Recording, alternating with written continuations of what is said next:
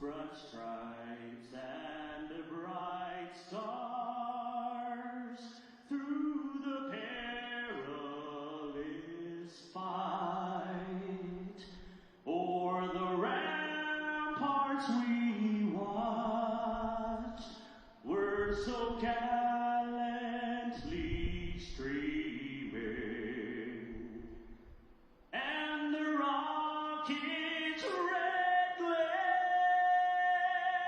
the bombs bursting in air, gave proof through the night that our flag was still there.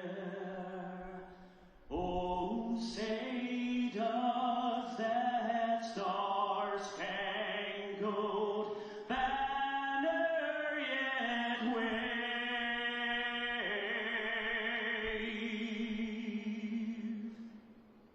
o'er the land of the free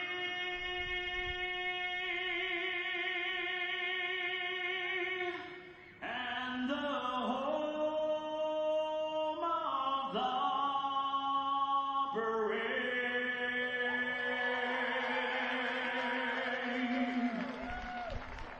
Thank you very much, Ernesto Santos.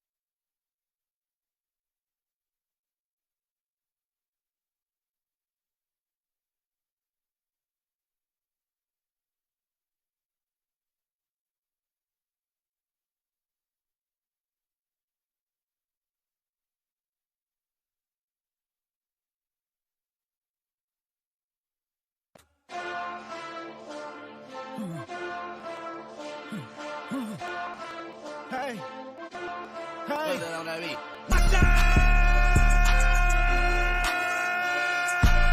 Second bad, but somebody gotta do it. My foot up on the gas, but somebody gotta do it. Turn this TV off, turn this TV off. Turn this TV off, turn this TV off. Turn this TV off, turn this TV off. Turn this TV off, turn this TV off.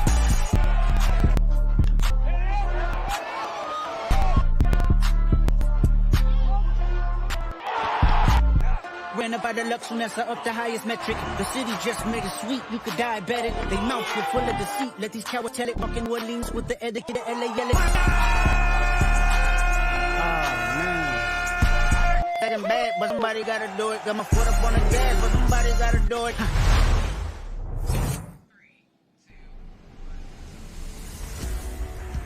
From Las Vegas, Nevada, it's the final day of the 2025 Las Vegas College Baseball Classic.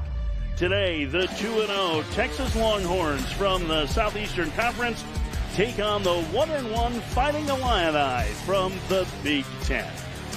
welcome you inside our broadcast booth here at Las Vegas Ballpark with Mike Rooney. I'm Mike Farron, and Rune's big story today is the weather. Normally, you and I are the only things that can be described as blustery, but today it's a lot different in Vegas. Wind gusts expected up to 50 miles an hour. Yeah, and the ball jumps here anyway, so fly balls are going to be tough on outfielders. They're going to be tough to keep in the yard.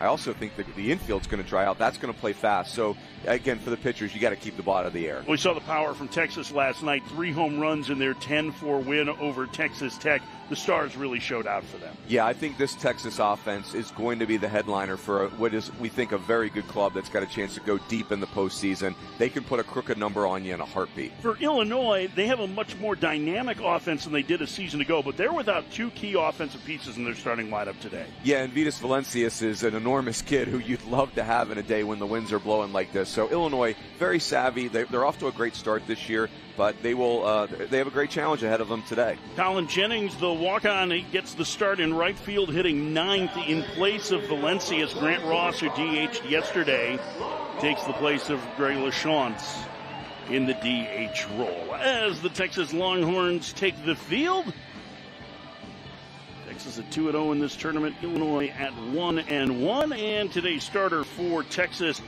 is the transfer from McClellan Junior College. McClellan transfer, it is Cade Bing. Bing hasn't gone particularly deep into starts as of yet. They're probably going to need to count on him for some innings today. I think it is all hands on deck today. It is going to be, I think this wind is going to be hard on the outfielders, but I think it's going to be really hard on the pitchers. Look at Bing, the changeup specialist, who has settled into the Sunday role of the all left-handed rotation that the Longhorns feature. Sophomore from West Texas. Get a look at the umpires for today's game. Mike Victor's going to call the balls and strikes in this one. Angel Campos, former big league umpire at first. Billy Van Raphorst, the crew chief, is at second. And Darren Hyman is at third. Look at Cole Chamberlain getting the start behind the plate today.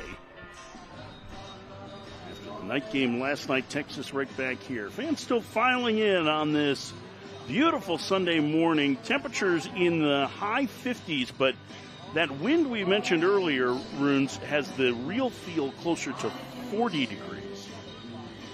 Yeah, the wind is something. Given a menu of weather, Coach Farron, I would not have selected wind. I would not have ordered that. But, both teams have to deal with it. That's the beauty of it. But there's bright sunshine, too, which is always on the buffet for you. That's right. That's good. Although this is going to be a very tricky day for any ball in the air for infielders and outfielders. We'll talk about throughout the day as well. Cameron Chialoy will lead off for Illinois, starting in left field today. No Vitas Valencius in the lineup for Illinois, so Chialoy, who has generally been their right fielder this season, gets the start in left. The right-handed hitter from Ontario stands in, and the first pitch of the ballgame is fouled back. Being very aggressive early on. I have to think that this is a day that, as a hitter, you would dream about. Yeah, and I think as a hitter today, it's not that you want to get out of your approach, but I would be in swing mode early in the at-bat. Outside, 1-1. I think where hitters get into trouble on a day like today is they start to try to elevate the ball, more so than they would do normally. I don't think that's the answer, but being aggressive early in the count, 100%. Here's the 1-1. Fouled away. You're going to see the outfield, at least for Texas, has played fairly deep throughout the tournament so far. They spent a lot of time. Jim Schlossnagle, the head coach for Texas, brought out a pitching machine for them to practice pop-ups and fly balls. And it's not often, as Chialoy lines it down the right field line, it's going to get down for a base hit. The speedy Chialoy will be held to first in a single as Ballou gets it back in. But it's not often, Runes, that you see in pregame, the team focused on deep fly balls for the outfielders, but that's part of what Texas was trying to get their outfielders to track with this Breeze team. Yeah, and Jim Schlossnagle, he's got a lot of strengths as a head coach in college baseball, but details is one of his elite strengths. He does not miss any of the little details in running a program. He was asked before the game, one of his first stops, and his first stop as a head coach was at UNLV, just down the road here, and he was asked about the win today as Nick Groves stands in and said, how often did you have to deal with it there? He said, every single home game in February and March. So not a surprise for him. And this isn't all that different than what Illinois plays with at Illinois Field on the Plains in central Illinois. There's a strike. It's 1-1 to Groves. When you say the Plains, that just screams wind, right? Like yes. Well, it's because it's in the song, because the wind goes sweeping o'er the plains. Exactly what I was thinking. Runes will do a selection from Carousel later to follow up the Oklahoma reference. 2-1 the count now to Groves. Groves, the transfer from Niagara. He's had a really nice tournament here. Getting close to 400 on the young season. Not much power, but he can get on base. Top of this Illinois lineup can be really pesky.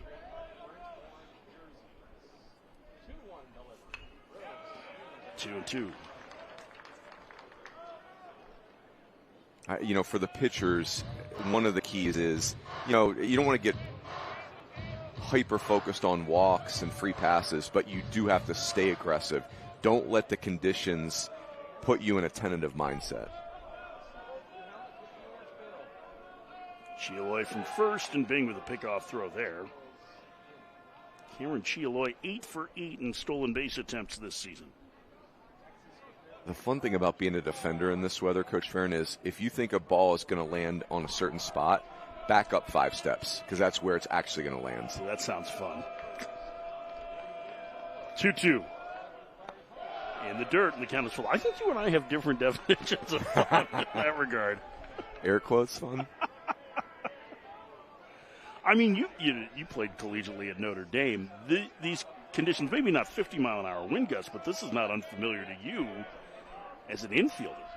Yeah, it is a challenge. Runner goes, and Groves fouls it back. You see Chialoy running there, and I get it. It's 3-2 count. That's, it's run and hit, very common play. I probably would tuck most of my running game away on a day like today. I think offensively, the last thing you want to do is run into outs when it's so hard to gather outs for the defense.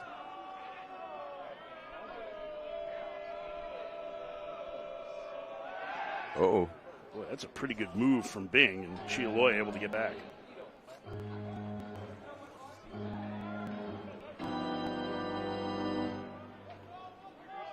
Keith Bing with his heels on the first base side of the rubber. We have seen extreme positioning from the Texas pitchers on where they stand on the rubber. 3-2 again. Inside, that hit Groves, and the first two have reached for Illinois in the top of the first.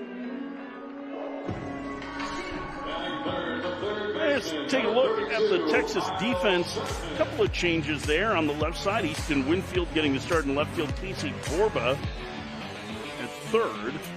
Will Chamberlain behind the plate. Adrian Rodriguez and Tommy Farmer at fourth. Started at third and left field the last 2 days.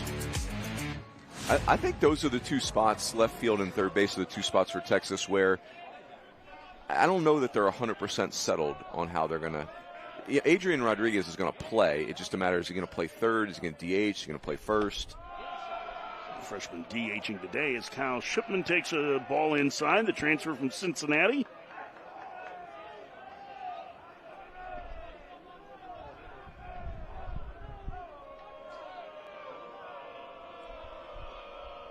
Here's the 1-0. On the ground to short, that could be 2. Flores to second for 1. Mendoza to first. 6-4-3, double play, 2 outs. Boy, is that huge or what? It's pretty well hit. It's not off the barrel, but a nice sign that if you're a pitcher and you can keep the ball on the ground. Pretty important at this point for keep anything you can out of the air. It certainly feels like today. 2 outs, man at third. Jake Ziebig, the shortstop transfer from Division II Maryville, in the cleanup spot today. That's a strike. That ball was hit at 106 miles an hour, by the way, on that double play, so it was hit very hard. Ziebig into the cleanup spot with Vitas Valencias out of the lineup. He was injured stealing a base yesterday after he'd knocked in what would be the winning run in Illinois' 10-9 victory over Washington. 0-2. It was a big comeback for the Illini. They were down 9-3 at one point in that game. 0-2 the count to Ziebig. The pitch. In the dirt, it gets away. Chialoy with a great jump, and he scores. Boy, is that great base running. Think about, you just scored on a ball that didn't leave the dirt area in the batter's box. That is great base running by Chialoy. And I'll tell you, Jim Slotznagel out early here to visit Bing. He looks a little frustrated. Pretty direct message to his pitcher. Into the catcher chamber. Yeah, there was no pitching adjustments delivered there, Coach Farron. That was, we're delivering a cultural message. Hey, and in fairness, you got two newcomers as your battery today. You got a sophomore transfer pitching, and you've got a freshman catcher. 1-2 the count to Ziebig. 1-0 Illinois on the wild pitch. Tried to check his swing. He went around. Ziebig down on strikes, and the inning is over. Illinois gets the lead. With a great base running from Cameron Chialoy, we head to the bottom of the first. Illinois 1, Texas coming back.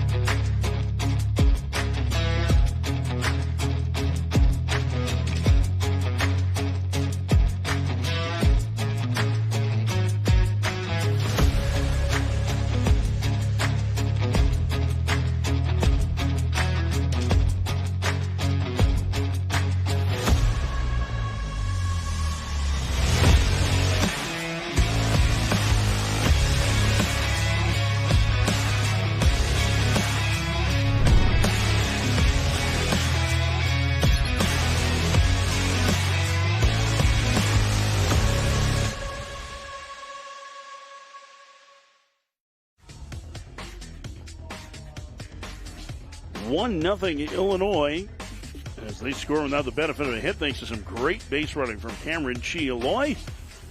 And the University of Texas coming to the plate here in the bottom of the first inning. And we'll get a look at that powerful Texas lineup. Adrian Gonzalez in the DH spot today, but the top 5-6 names in this lineup extremely powerful and famous. Yeah, these are proven commodities. This group up here, and maybe Adrian Rodriguez, proven commodity, is a little aggressive, but when you have 8 extra base hits in your first 8 college games, maybe you are famous. Sure is good. Opposite field home run for him yesterday, one of the 3 that Texas hit in their victory over Texas Tech.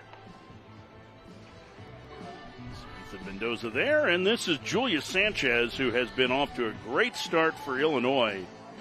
He is their hardest throwing starter. And the strike throwing, to your point, has been the best of his career so far. Now, this will be a different kind of challenge. With this weather and this lineup, your courage in the strike zone will be tested. It is a courageous day for pitchers. We were talking beforehand. If you give up 7 runs in 5 innings, you've done your job today. Yeah, you collect 15 outs today. Amen. But the best way to do it is going to be to throw strikes. And I wonder how much of that was just Jim Slotznagel's message when he went out to the mound. Just throw strikes. Make him put the ball in play. First pitch to Ethan Mendoza is a strike 0-1. Mendoza has been red hot. 4 straight multi-hit efforts for the leadoff man for Texas. The transfer from ASU, he had an opposite field 3-run home run yesterday. He's behind 0-2.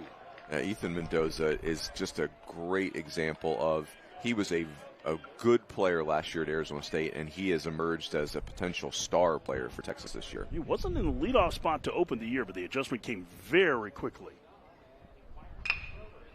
To second.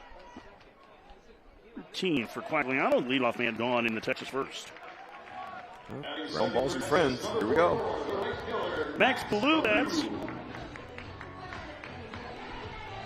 Ballou, the Big 12 Player of the Year a season ago in Texas' final season in that conference.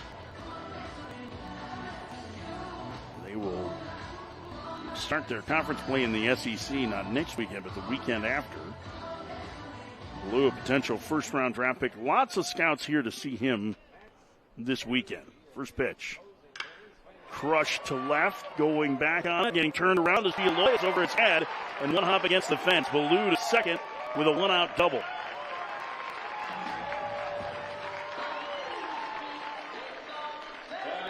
That is a prime example right there, Coach. Now, let's be clear, this ball is hammered. Chialoy, first step was horizontal. Like, as an outfielder today, your first step has got to be retreat. You just, because once the ball gets over your head, you're toast. Illinois, who had played their defense very shallow in the outfield, has adjusted that today. Nick Groves, the center fielder, is actually playing in Reno. He's so deep. First pitch in the dirt to Will Gasparino. It gets away from Schroeder, and Ballou will make third.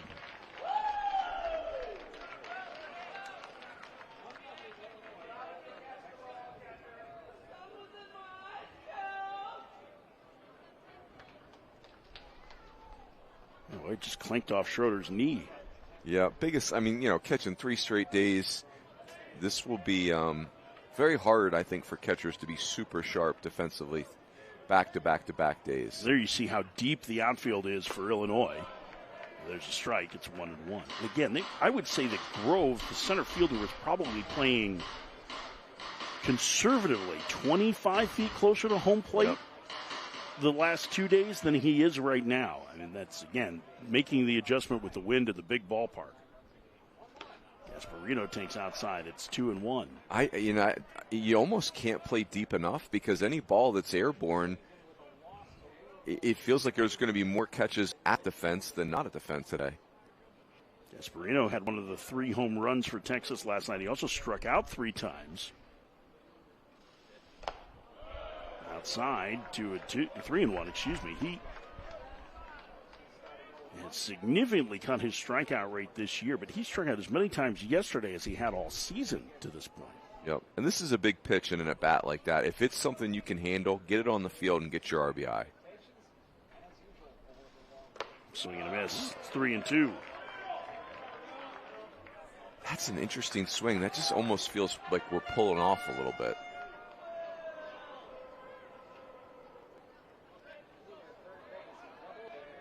Ballou down the line at third. Pitch, swing and a miss. Gasparino down on strikes, 2 outs. What a 95. Here's the cleanup batter for Texas. Let's look at the Illinois defense.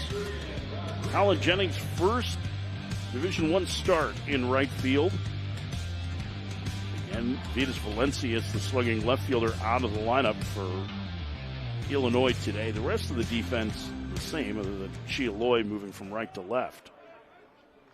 2 outs for Adrian Rodriguez. The freshman on the cleanup spot, the switch hitter, takes in the dirt.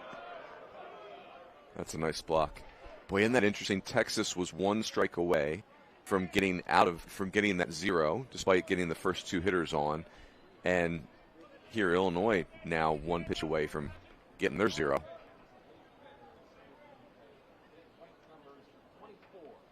Sanchez wanted a new sign. There's a strike. Count 1-1, even though it popped out of Schroeder's glove, it was on the corner.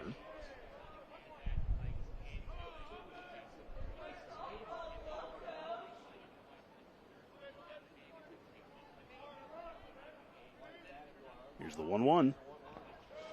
Good stop that time from Schroeder.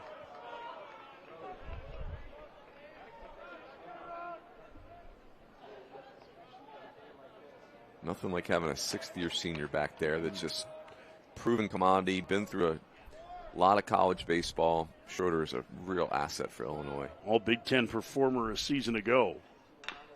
Tapped at the plate and foul. 2-2.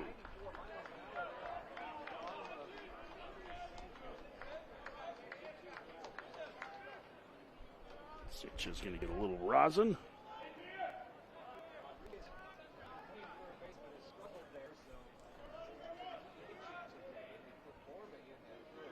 Pitch. On the ground to the right side. To his left. I can't make the play. It's an RBI single for Rodriguez. We're tied at 1. Good adjustment.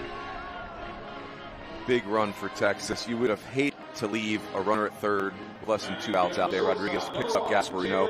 Good adjustment pitch to pitch, too. He didn't handle the fastball great the first time he saw it and handled that one. Looked like he was trying to come in off the plate, and then fastball ran back over just a little bit. Here's Jalen Flores. Flores hit his first 2 home runs of the season on Friday night in Texas's 10-9 win over Washington. They had a 10-1 lead at one point in that game. And Flores takes a strike. It's 0-1.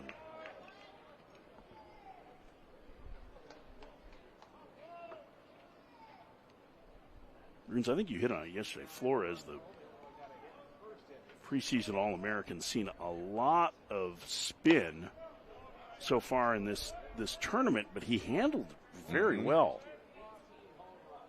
I would be nervous to throw him breaking balls before I sped him up with some fastballs in. Just too good of a player, seen too much. Outside, it's 2-1. Made some highlight reel defensive plays this season.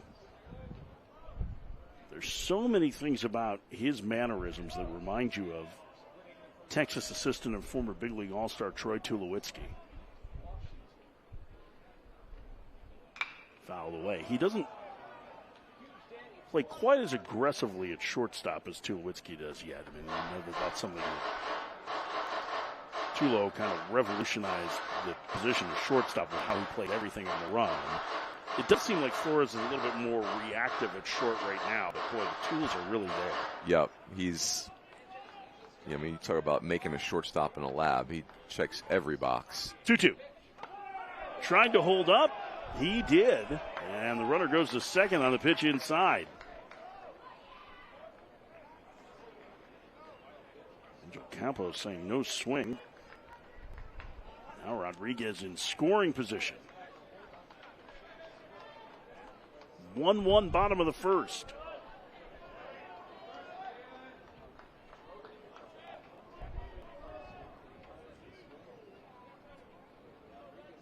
Sanchez the sign. And the righty's delivery. Missed inside, ball 4. Flores draws a walk. And the inning continues, and here's Kimball Schuessler. I don't think Sanchez is being unaggressive or affected by the conditions. I don't think he's found his command yet. It feels like he's still trying to find that comfortable release point. I had to think, too, the cooler temperatures, the dry air, you saw him blowing into his hand there, that grip is going to be an issue for the pitchers today, too. Yep. And a pitch timer violation called on Kimball Schuessler. It's 0-1. This year there's been an adjustment to the pitch timer rule where the batter needs to be alert to pitcher with 8 seconds left on the timer. And Schuessler was not. And he hits this on the ground to short. Zebig bobbles, stays with it, throws to first. Not in time. Westcott wants Illinois to challenge. Seemingly routine ground ball, and Zebig had a little trouble with it.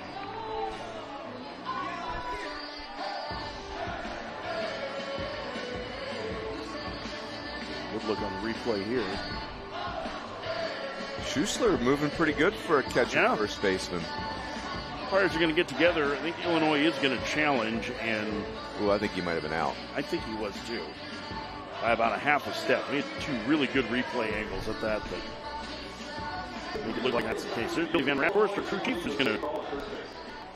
Now this is interesting. We're wearing burnt orange cleats, and we're stepping on an orange base at first base. Is that that's some chicanery that the umpires have to adjust to? Although we've been doing white shoes and white bases for years, so yeah, we're fine. Are you saying that Texas should choose their shoe color based on what the second base is? Like they should use orange on days it's a green base and green on days it's an orange base? I think I like this advantage for Texas. He might have bought himself a call here. Here's a really good look at it. Watch the ball and the glove. We've had some really good replay angles here. It looked to me like that throw beat him. Schussler was calling himself safe just as he got to the bag. Call on the field is safe.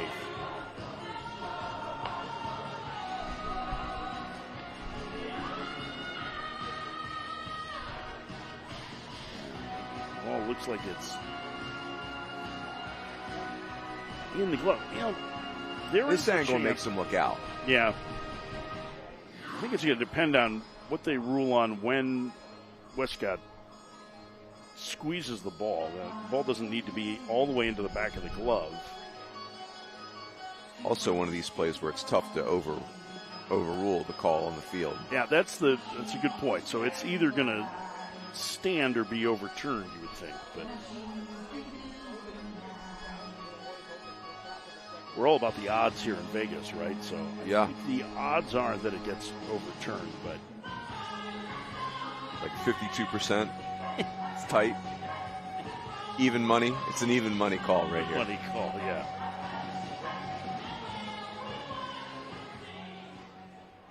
When it comes to calls at first base, always bet on orange. That's right. Even money. Yeah, Illinois missed an opportunity to wear orange cleats today, I guess. I mean, the Illini. Yeah. Bruins always on top of fashion. I don't know that the Illini are as aggressive with their orange as Texas. No, I don't think so. But Texas, that's all they got. They got white, gray, and orange. Burnt orange. Illinois tends to focus more on the blue. Yes. Underrated units, though, Illinois. I like their cursive Illinois. That is fantastic. On the home whites, yeah. Yes. They should do that for all unis. Just saying. Coach Farron, Ethan Mendoza, who's on an absolute heater right now. His first college start, 5 for 5 last year at Arizona State. Wow. How about that? How about that? Opening weekend? Yeah. You know who? I don't. This is a long delay. Cade Bing for Texas. He didn't. Oh, here we go. Van Raphorst, our crew chief, says he's out. So after the long review, it's all finally overturned, and the inning is over. Texas gets a run, but they leave a pair. We played one. Illinois and Texas tied at 1.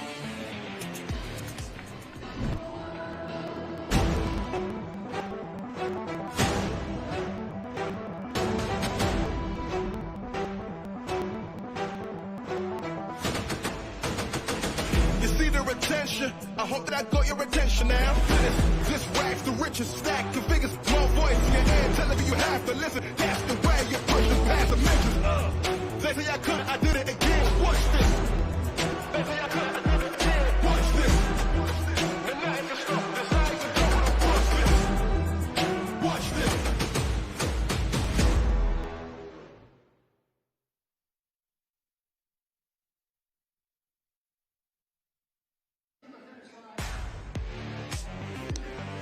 The Las Vegas College Baseball Classic is brought to you by Peak Events, home of the best outside of Omaha. Follow us at Peak.Events on social media to keep up with the best in early season college baseball.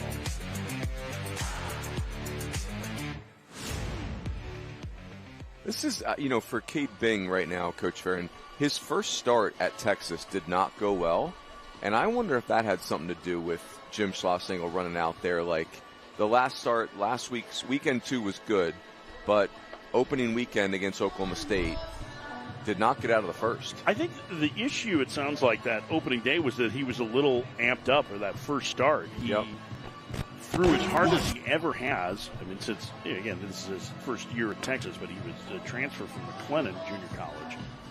And then the first pitch of the game, he threw 94 miles an hour, which is not him. Yep. And he hit him. And so I think it sounded to me, in talking to some of the Texas people about Bing, that he was more struggling to control his emotions, as you would understand, right? Your first start in college, in a big league stadium, you're a Texas kid, you're playing for the University of Texas, you're playing against a longtime rival in Oklahoma State. And so I think it was about managing that as much as anything. Yep. I mean, it's interesting. He's got 4 hit batters this year, and I wouldn't discourage that. Like a lefty like him needs to be able to run his fastball in on right-handers. Colton Quagliano takes in the dirt.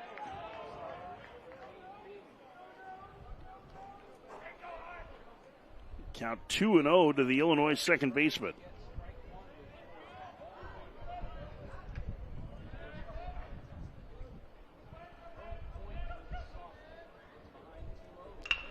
On the ground to short, Flores has it, throws to first. Leadoff man gone in the Illinois second. Both pitchers getting a lot of ground balls. Good start. This infield's going to get fast. It's already fast. It's going to get faster, but nice job by Flores. That's a little Tulo-esque right there. Coming in on the ball, yep. Grant Ross hits the DH. Got the start yesterday. On base a bunch. Takes down low. 1-0.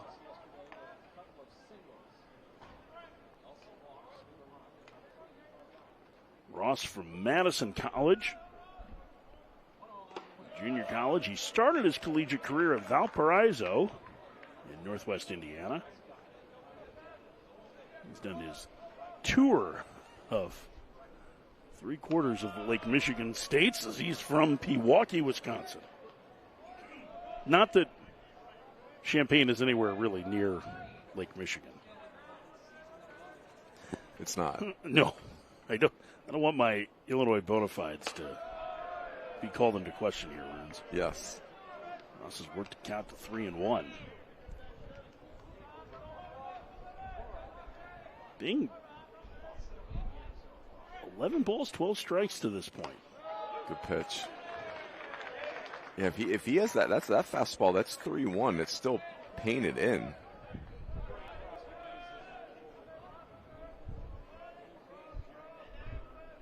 Here's the 3-2. Fouled down the right field line.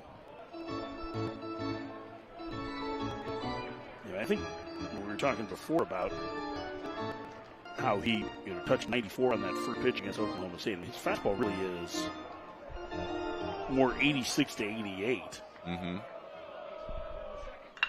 There's a liner into left field, a base hit for Ross.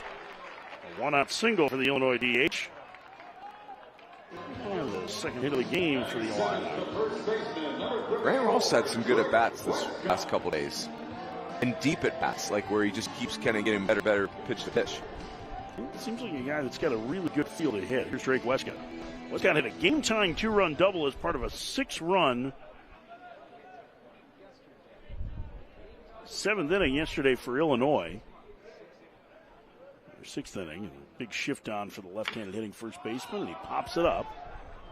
Foul ground, racing over. That's Flores, the shortstop, fighting the wind, and it falls foul.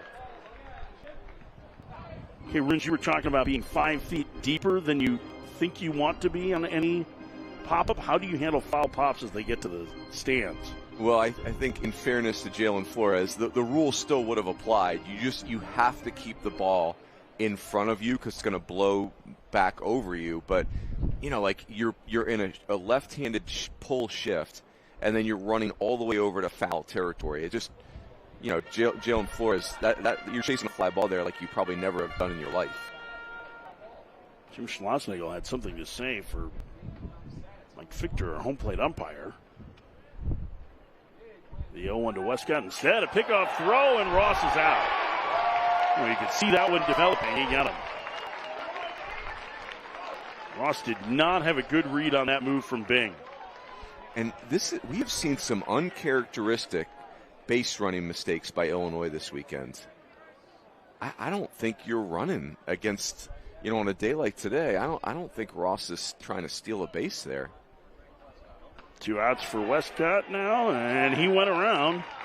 An emphatic strike 2 call from Darren Hyman at third. The count 0-2. Do we think there was 2 strikes maybe? I think they may have. I can't remember a less than 2 strikes call quite so emphatic. I like it though. In the dirt. Better too much than too little. It's announcing your presence with authority, I think. Yes. The base running coach and me, Coach Farron, if you're not stealing, getting picked off is hard to process. Lefty moves. I mean, Bing's got a good one. He does.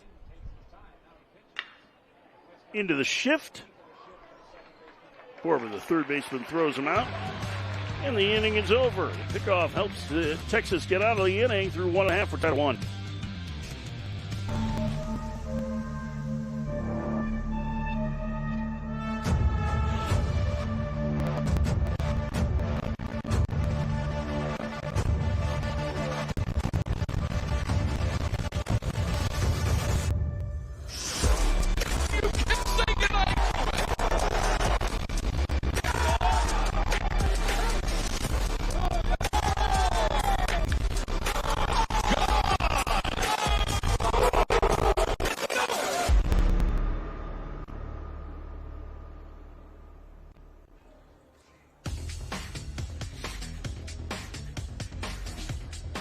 The Las Vegas College Baseball Classic is brought to you by D1Baseball.com. No one covers college baseball like D1 Baseball. Covering every game from coast to coast, D1 Baseball is the resource no college baseball fan can be without. Good to see Kyle Peterson from D1 Baseball sprinkling sunshine in our booth between innings. That's right. El Capitan. AB's still here, shaking hands, kissing babies. It's the job. How was he as a boss? The best. This is a hot mic, right? It's okay. You can tell Carl on TalkBack exactly how you feel about Yes. The best. Did you say he's the best or the vest? Because the vest is omnipresent. The vest is the best. The vest is the best. We need to get him. Very much a vest organization. Kendall Rogers, also an enormous vest guy. We have one scoundrel that won't embrace the vest life. Aaron J. Fitt. Oh, yeah. That makes sense. I think one thing we should do with ESPN is see if they can get him, instead of the pullovers, get him a vest. Oh, I like it. For the game. I'm going to actually send an email about that. Bolt Chamberlain, the freshman, will lead things off for Texas here in the second. And he can start behind the plate. He started all 3 games in this series. 1 for 8 on the year, and a 2-run single on Friday against Washington. He takes inside a ball 1-0. Those numbers a little misleading. His at-bats have been very good.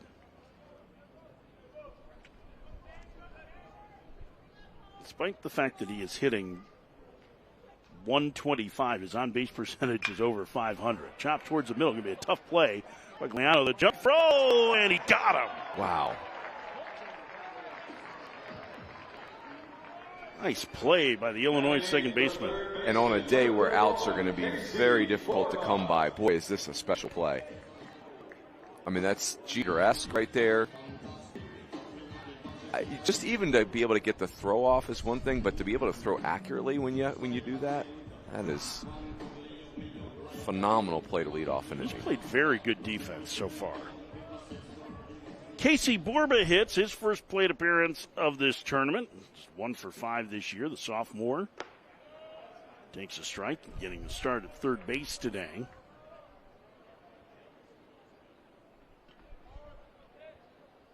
Borba from a baseball family.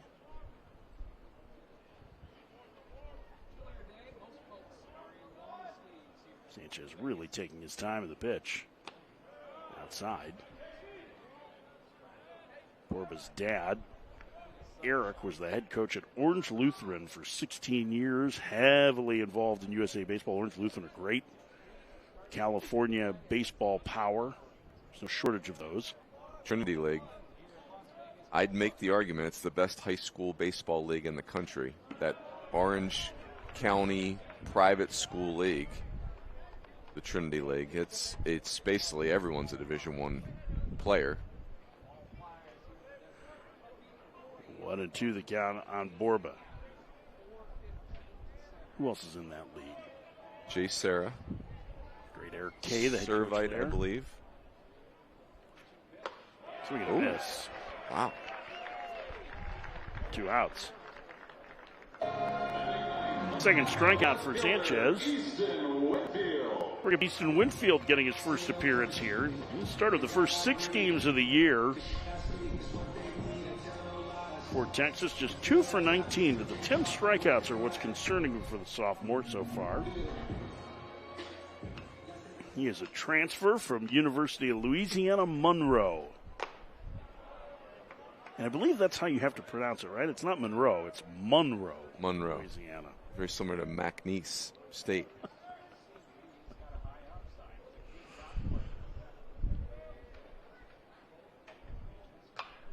Fouled away. What a one. Wait, Sanchez, he throws his fastball a lot. He came into the game throwing it 68% of the time, which to me is that's a huge percentage for a college starter. And you can see why. He moves. He throws it all over the strike zone. It's not a one spot pitch, and it's got plenty of velocity. Inside, 2-1. He's been pretty consistently 93, 94 with it so far. He's touched 95. You can see the wind picking up.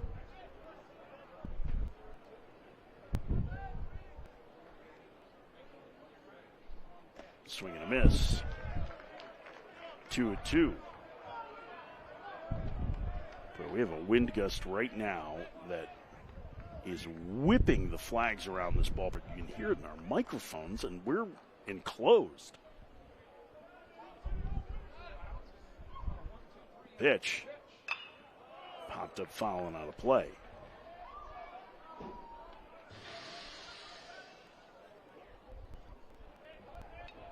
You mentioned it, though.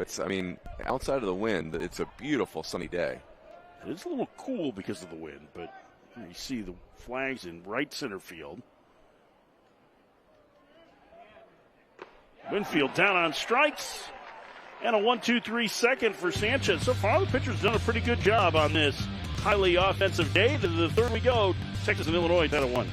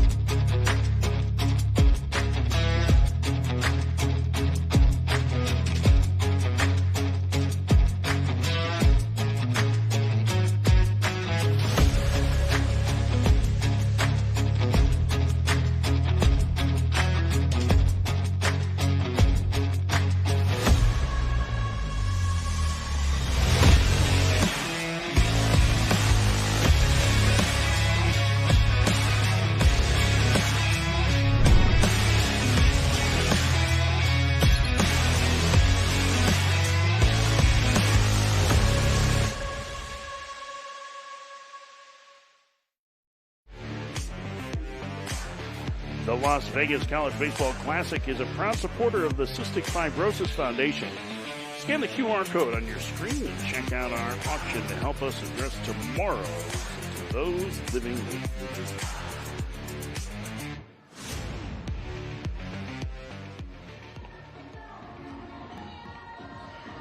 Las Vegas Ballpark, the site of our final day of the Las Vegas College Baseball Classic. It is very, very windy. Wind gusts expected to be over 50 or up to 50 miles an hour today. There's sustained winds, and this afternoon are supposed to reach 30 miles an hour. we have a definition for sustained? Sounded ominous. Jacob Schroeder fouls the first one away. I prefer if the winds would unsustain themselves. Well, I think sustained means that's like your baseline, right? Your baseline wind is like 30 miles an hour, and then it'll gust to 50. Well, that's unfortunate. It doesn't affect us. And, you know, Cade Bing and Julius Sanchez kind of looking around like, what's the big deal? It's all good. We got this. The 0-2 to Schroeder. Bounce foul. Schroeder homered yesterday for Illinois in their win. Starting that big 6-run rally, bringing them back from a 9-3 deficit. I do think that both of these teams have a fair amount of experience playing in windy conditions. I mean, especially being pitching in McLennan Junior College. That one in the air to right center. Gasparino on the run, can't get there. Bangs off the base of the wall and bounds away. Schroeder, the catcher, racing for third, and he'll be there with a triple. Gasparino overran it a little bit, Runes, and then it kicked away from him. Yeah, and it's. By the way, that's a catcher that just hit a triple. That's something you're not going to see every day. Yeah, I think for Will Gasparino, obviously he's never played at this field before this weekend, and it's just a misread of how that fence is constructed. That really shouldn't be a triple. Kind of played it into a triple. There's Colin Jennings making his first collegiate start, got his first hit in 2 years as Milana in his last outing, and he taps back to the mound, and they've got Schroeder at third. That is a frustrated sixth-year senior there who was breaking home and Bing pouncing off the mound, gets the lead runner, one out. Yeah, and Bing he is very much in survival mode here. Think about that double play in the first. He's pitched his way out of trouble. Boy, that's frustrating for the base runner. I mean, as a left-handed pitcher, he is looking right at him when he fields that ball. And it's out number one. Jennings safe on the fielder's choice. I would say Illinois doesn't need me to make excuses for them. However, you know, base running, it's hard to simulate when you're inside. And now the part for Schroeder that he's going to be mad at himself about is there was nobody out. And your base running read with nobody out is pretty easy. Fly ball to right, moving towards the line. Bellew makes the catch. Throw behind the runner at first, but Jennings back. 2 outs.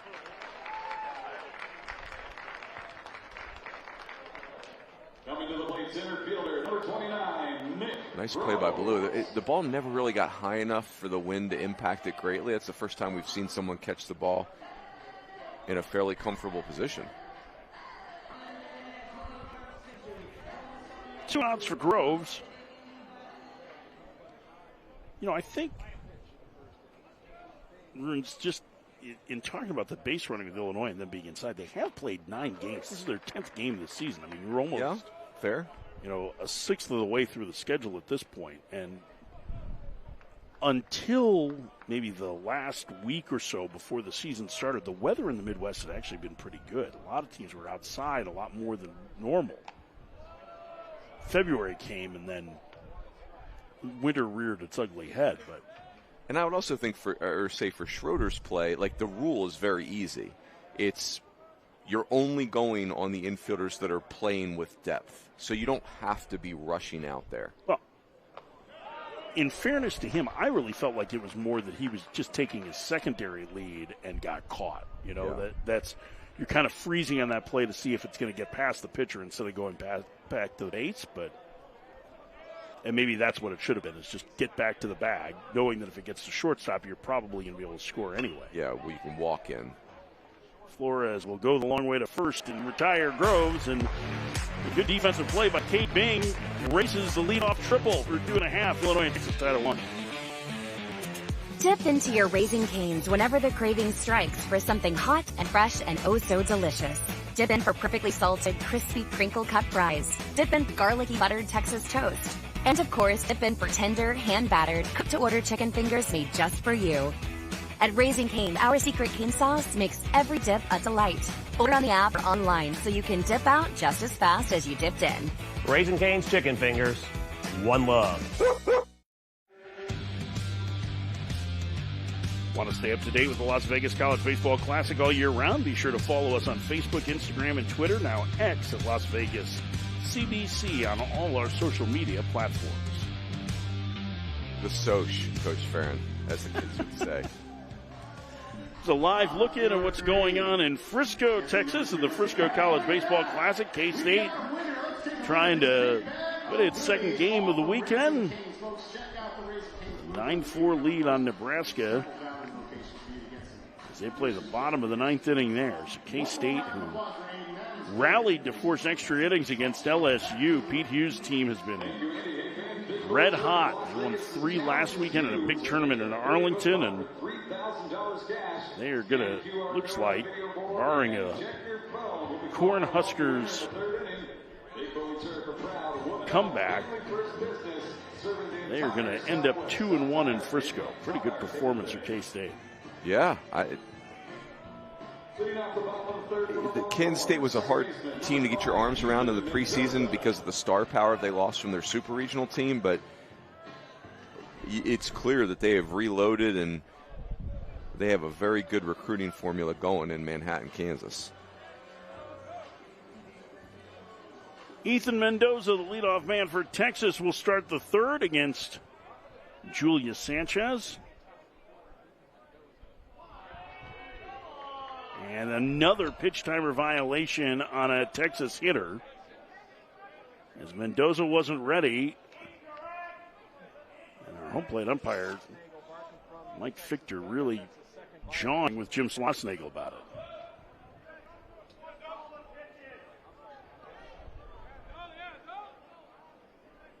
So 0-1 the count to Mendoza. Back to the wow, what a play by Sanchez. What out. Boy, are we throwing some PFPs around or what? Some pitcher's fielding practice. Went out for Ballou. He doubled and scored the Texas run in the first. Julius Sanchez was pretty good at times his freshman year as a starter for Illinois Ruins, and then last year as a reliever never really seemed to get on track. He was kind of battling some things and just never let it cut loose, but he's been outstanding through his first 2 starts and has carried that over into today. Sure is. It's plenty of arm strength, that's for sure. 0-1 to Ballou. To first, Westcott has it. 2 up, 2 down, and now 6 in a row set down by Sanchez. So awesome when you see a pitcher that can just be aggressive with his fastball, too. I think the offensive environment in college baseball sometimes gets pitchers off of their heater, but Sanchez just chucking it in there at will. 2 outs for Will Gasparino. He struck out in the first.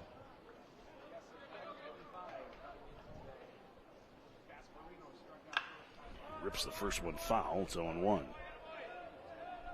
Looks like Texas's approach now is like get on that heater. Yeah. That's a good, a positive sign for Gasparino because he kind of got his doors blown in by the fastball in the first at bat.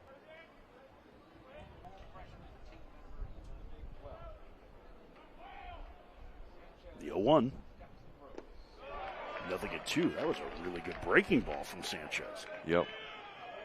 I mean, what a great sequence, too. You see a guy's cheating for your fastball and rip that slider. That's well done.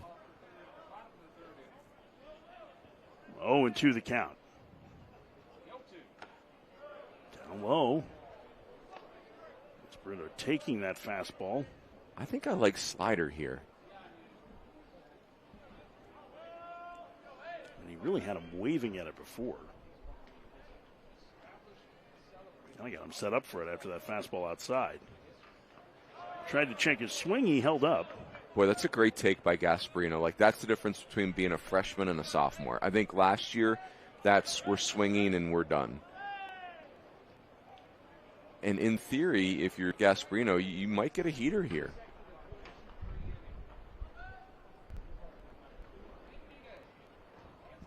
The 2-2.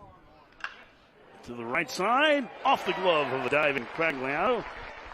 2-out single for Gasparino.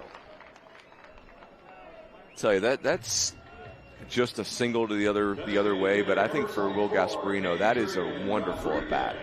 The first at bat is one where he had a runner at third, less than 2 outs, couldn't provide contact to get that RBI in there, and stays off the 1-2 slider and creates a single for himself later in the bat. That's really well done. That's maturity right there. Adrian Rodriguez bats. He singled home a run in the first. I think the most impressive thing that Sanchez has done so far is he has kept the ball on the ground. Mm-hmm. The only ball that's been in the air so far against him in play was the blue double in the first. In the dirt. And he's a sinker baller. It's a good sinker, but at times when you have that two-seam fastball runs as a righty running against lefties, that's a pitch that they can crush. It tends to run into their barrels. Yep.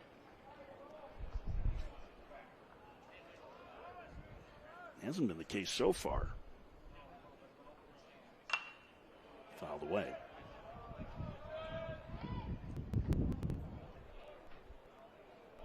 That one blew back into the concourse. You talked earlier about those pop-ups and how you have to kind of anticipate being 5 feet away. You can't give up on pop-ups now. Yeah. Get near the stands either.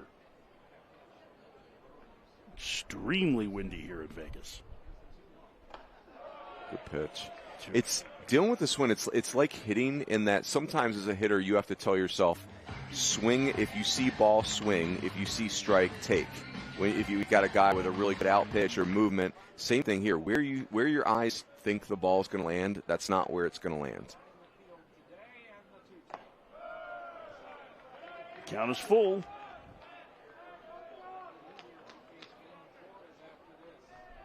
Adrian Rodriguez does not run freshman at bats. Nope, he certainly doesn't. He's been very impressive offensively. 3-2 the count. Gasparino with good speed will be on the move at first, and with that in mind, Sanchez chases him back.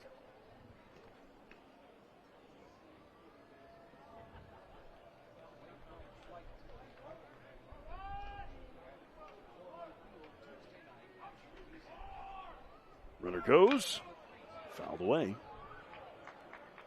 I like that. Spoil one, get yourself another. It may have been below the zone, but close enough that he felt like the need to fight it off.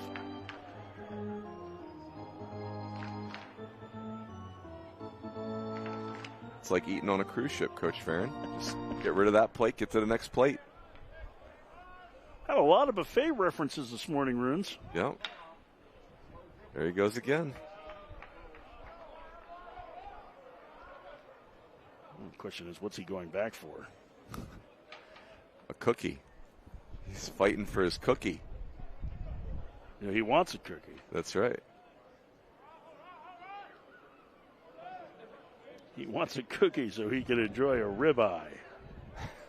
Oh, I see what you did there. That's an awful lot of terribleness right there. Strained metaphor. Is that the hashtag?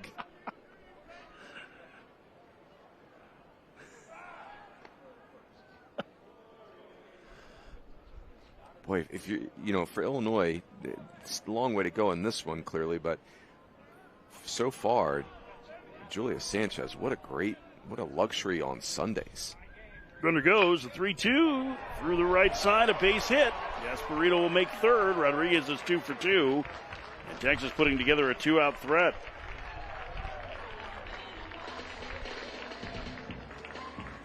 What a wonderful at-bat by Adrian Rodriguez. Absolutely earned that hit. And, man, for Julius Sanchez, it's a bummer because you've almost collected 4 outs this inning. You had 2 outs, then 2 ground balls, 2 C&I singles.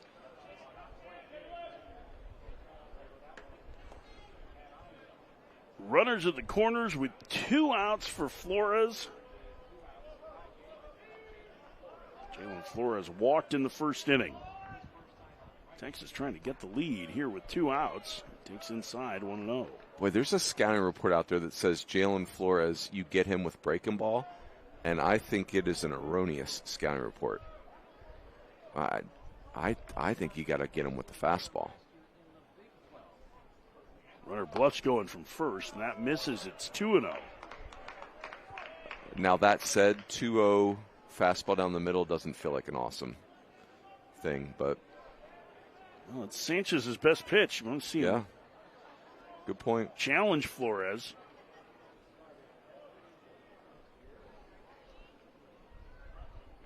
The pitch. Good Ball pitch. strike. Boy, perfectly located on 2-0. Yeah, it's, that's adult pitching right there. 2-0, and you paint that really good fastball down and away.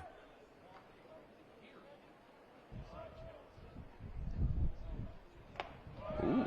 He lands the breaking ball there. It's 2-2. That was not something that Flores was looking for. No. I mean, 2-0, you're feeling good. Next thing you know, you get a painted heater and a little pitch backwards slider. Now you have to think he's going to try and expand the zone with a breaking ball here. 2-2 the count, 2 outs. Runners to the corners for Texas in this 1-1 game in the third. Runner goes from first. Flores crushes it foul. It was a slider again. That had all of the plate. Yep.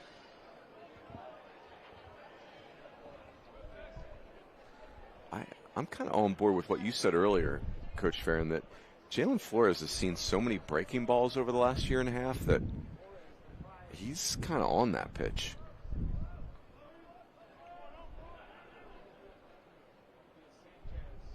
Runner goes again, pitches a ball, throw down to second, not in time. Leado saving that one from getting into center field. A stolen base for Rodriguez. And now the count full to Flores.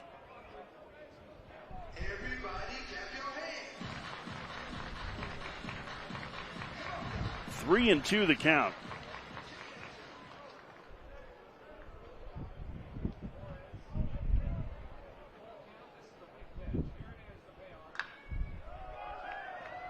Flores fighting to stay alive here. Long at bat, and somebody lost all of their napkins. Oh no. Napkin gate. Oh boy. We've got a napkin delay. That's embarrassing. Not sure how you even track that down at this point. Oh goodness. Whoever it was, they really were prepared with napkins. I mean, I'm not sure what type of spill they were anticipating. He trying to eat in the car. It's not just the napkins get spilled there. The pitch on the ground to second. Leado avoids the napkin to make the play, and the inning is over. Sanchez gets out of the 2-on jam. And Quagliato watching out for napkin time. No. Look out! 1-1 through 3.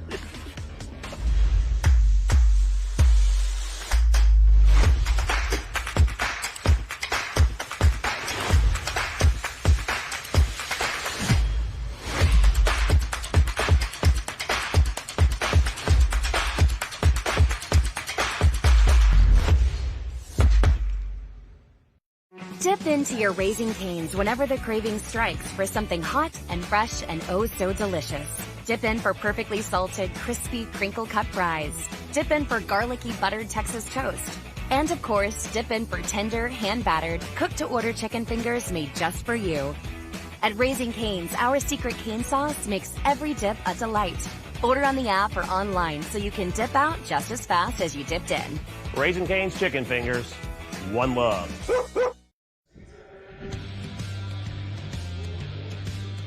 Now the wind wreaking havoc even on the essentials to keep the mustard off your face. Napkins flying. The one thing that hasn't been so far has been baseballs, as we got a 1-run game in the fourth with only one extra base hit, and I'm not sure that we saw that coming in, Runes. I mean, we were ready for gorilla ball today, and so far it's been a pitcher's duel. Yeah, and the pitchers have done a great job, number one, filling their position, but number two, evading trouble. Now, for Cade Bing, he's got a really good move. He took advantage of that. Nice double play in the first inning, and then, tough base running mistake for Illinois in the third. But the way you said it earlier, I thought was spot on. It doesn't have to be a beauty contest today. You're just trying to acquire outs. And Bing's pitch count in great shape, 42 pitches through 3, whereas Sanchez, the starter for Illinois, is approaching 60. So he got the first 2 outs fairly quickly in the third and then had to labor to get out of the inning, giving up a couple 2-out hits. First pitch is in the dirt to Kyle Shipman. Shipman did not play at Cincinnati last year with the new coaching staff coming in and decided to transfer back to his home state. Had a double yesterday. Pops that one foul. It could be a play maybe for Schussler, and he makes the catch, tumbling into the stands. What a play, 1 out.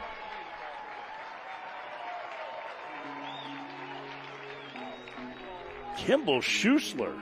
Wow. This is where his catching background is productive, right? Like, they have to make catch-up plays like this all the time. Bruins, we talked about it before with that wind. It looked like that ball was going to be about 5 rows deep, but Schussler stayed with it.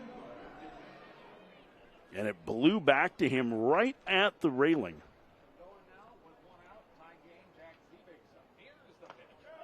There's a strike. Schussler's fired up after that catch as well. He should be. Yeah, no doubt. Jake Ziebig's 0 for 1, the shortstop. In the cleanup spot today. Again, Illinois without Vitas Valencias today, their cleanup hitter. He suffered an injury on a stolen base attempt. He stole a base yesterday. He was kind of grabbing at the back of his knee, almost at the hamstring. And Illinois not quite sure as of yet what the issue is. And they also have been without Greg LaChance the last 2 days, at least in the starting lineup. Ziebig sends it foul. Look at that one blowing back onto the field. Yeah, that one ended up in the first row. The wind really has picked up again. I think that would be one of those gusts as opposed to the sustained winds. That's right. I think we know where we stand on sustained winds. Not a fan.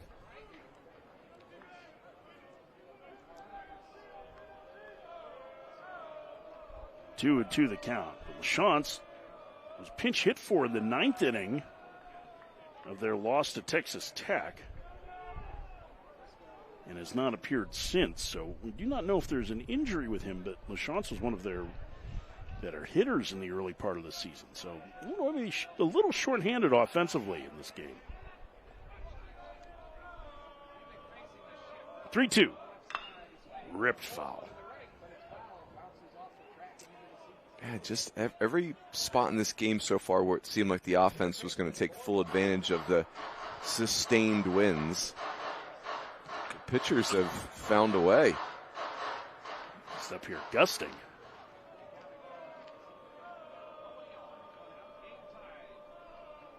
The 3-2. Ziebig walks. Second free base runner allowed by Bing. First walk. I'll tell you what's a real strength of this Illinois team, and I think it's because it's an older group. They don't seem to get. They never spin out of control when things don't go well. They doesn't get sped up. Yeah, they just keep coming at you. Colton Quagliano hits. He's 0 for 1. Takes a strike. It's 0-1.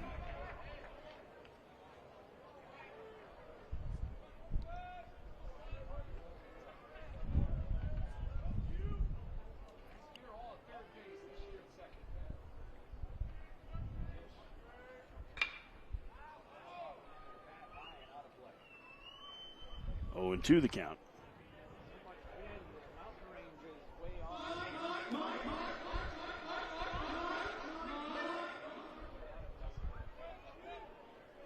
Oh, and 2 the count to Quagliano. Ziebig away from first. Quagliano rips it off the bag and into left field.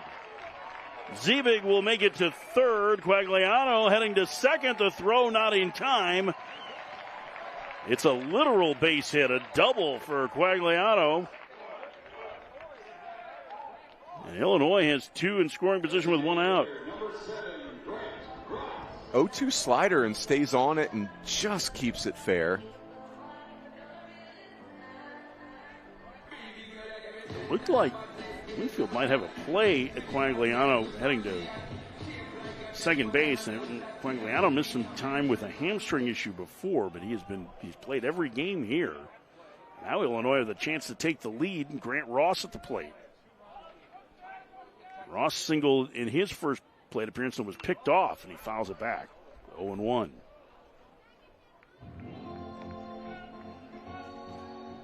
I like the approach from Ross. Second and third, one out. Be ready to go early. And again, Ross is just, he seemed to gets better pitch to pitch within the at-bat.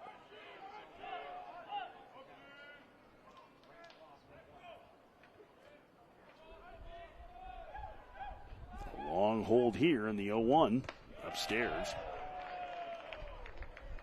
And for a guy who is new to Division I this year, he certainly doesn't look overmatched. 6 for 12 so far this season. Yeah, the takes are good. He's on it. And 7 walks.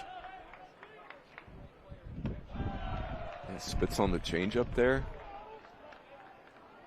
2-1 the count.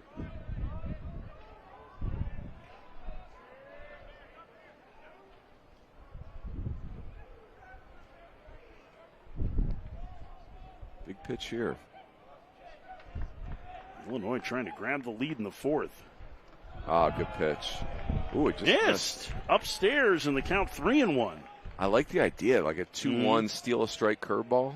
It was not something that Ross was looking for. It was clear. He just couldn't land it. But now, 3-1 the count. Bing will have to step off as it's just the dust that's blowing around the plate got in Ross's face. Westcott was dealing with that in the on-deck circle, too, and the door to the stands had blown open, too. 3-1 the count. This is a key moment of the game so far. Here's the pitch.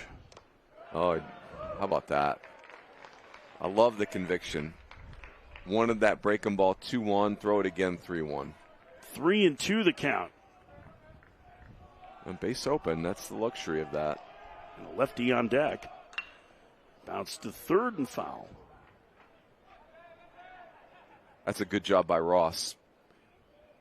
Bing comes back with the fastball after he's got you really thinking about the slow breaking ball, and Ross is plenty on time to deal with it.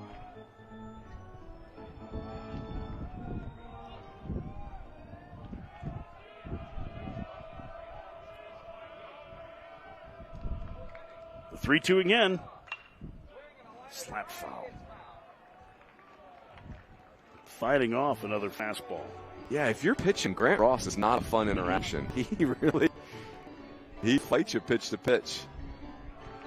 Well, it's almost like he's, with those last couple of swings, cognizant of the breaking ball, right? Yep. And so he's been a little late on the fastball, at least there, and not sure that you want to go to a breaking ball 3-2 with him.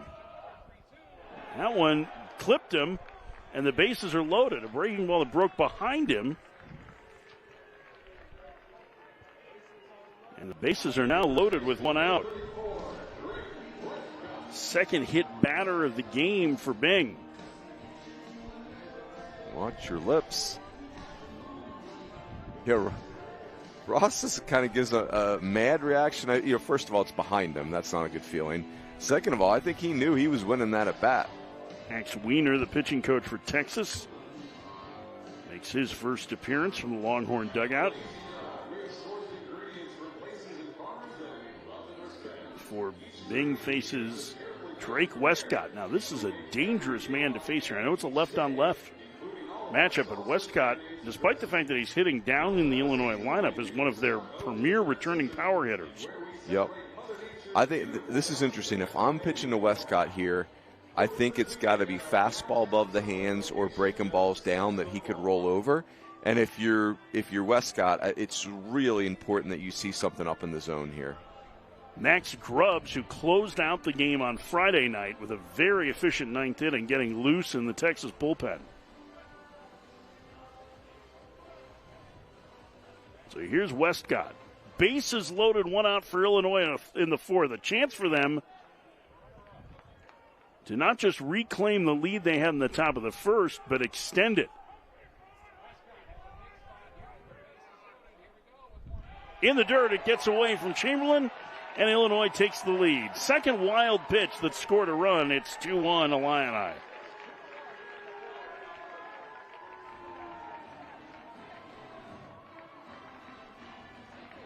That's, for Bing, that's such a bummer because now not only do you cough up the run, but now the double play is no longer in order. And this is a spot where it feels like Illinois has done very well so far this season, is man at third, less than 2 out situations. Westcott takes the strike. What a one.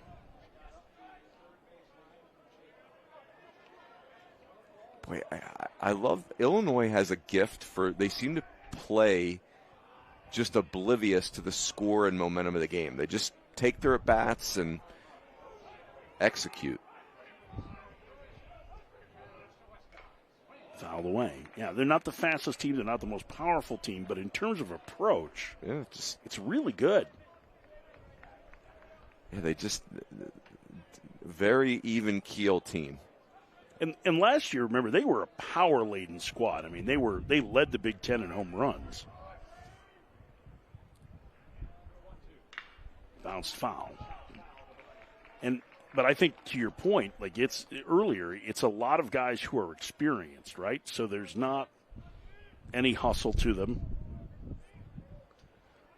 Yeah, it's very blue collar. Like you're going to get a 9-inning effort from Illinois. They're not going to just disappear for 6 outs at a time. When their offense has the feel of they think they're never out of a game. I mean, that happened yesterday. Westcott in the air to left. Catch made, coming home to score is the runner from third. Greg Liano dives across the plate. It's 3-1 on the sac fly. And that's the thing that they do, again, very well. Is if you got a man at third with less than 2 outs, they may have one swing that's trying to really change the scoreboard, and then they may just try and put it in play to get the run home, and Jim Schlossnagel's going to come get the ball from the lefty Bing. Kate Bing, 3 2/3 innings. 3-1, Illinois leads. Let's see about the new pitcher for Texas in a moment here at the Las Vegas College Baseball Classic.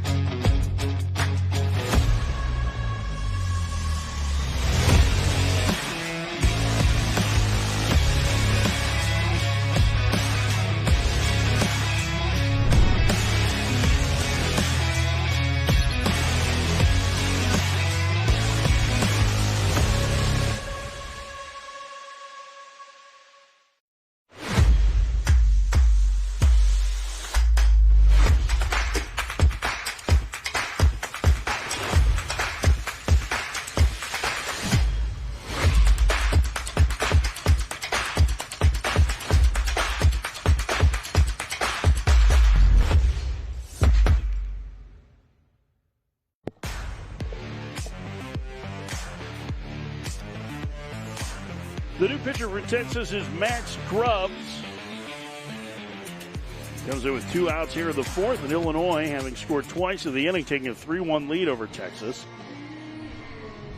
Grubbs a super efficient ninth inning on Friday, Runes, after Texas's bullpen saw a 9-1 lead evaporate.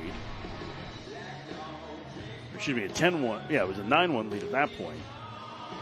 Grubbs was the guy who really settled things down in the ninth inning and did an outstanding job for Texas in ensuring that they'd hold on to beat Washington.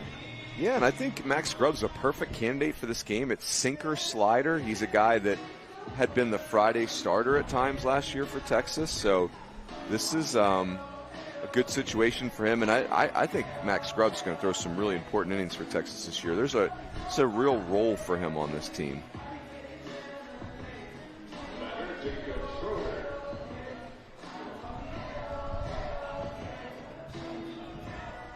Jacob Schroeder, the catcher, hits.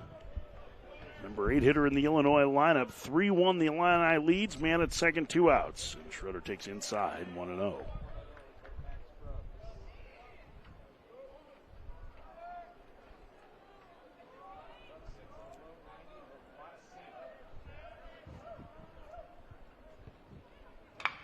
Bounce to third. Backing up on it, Borba. Long throw across.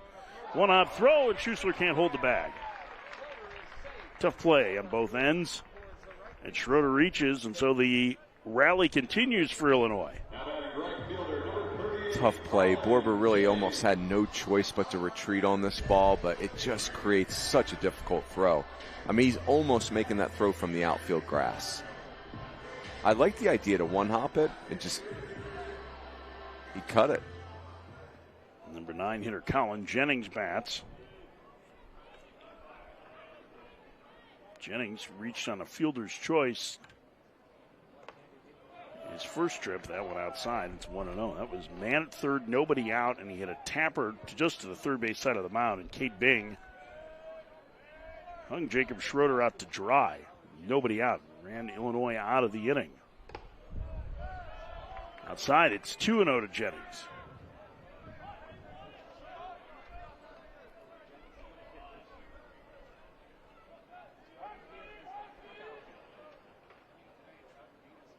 Pitch. Swing and a miss. Boy, had a big cut there. Took something off it. It's 2-1.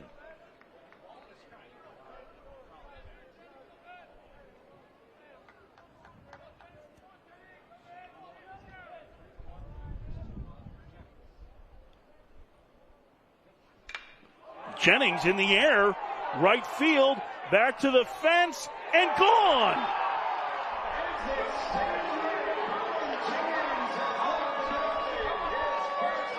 Colin Jennings, first hit against Division I competition in his Illinois career, is a 3-run homer, and the Illini lead 6-1. Wow. A former walk-on from Marist High School delivers. He's got a great frame too. I mean, this moment could be a little jump start to his career. That ball was hit awfully hard. I don't know how windblown it was, Runes, but it was 105 miles an hour off the bat, according to StatCast. Wow. 6-1 Illinois. And a chopper to third and foul. A 5-run inning for the Illini.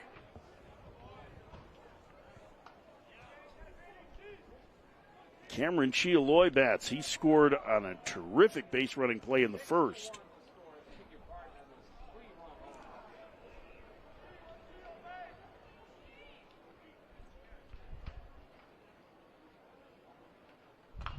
Illinois leadoff man taps it in front of the plate. Chamberlain has it, throws to first in time to get him, and the inning is over. But Illinois scores 5 times. Colin Jennings, a big blow, a 3-run homer. We head to the bottom of the fourth, 6-1 Illinois.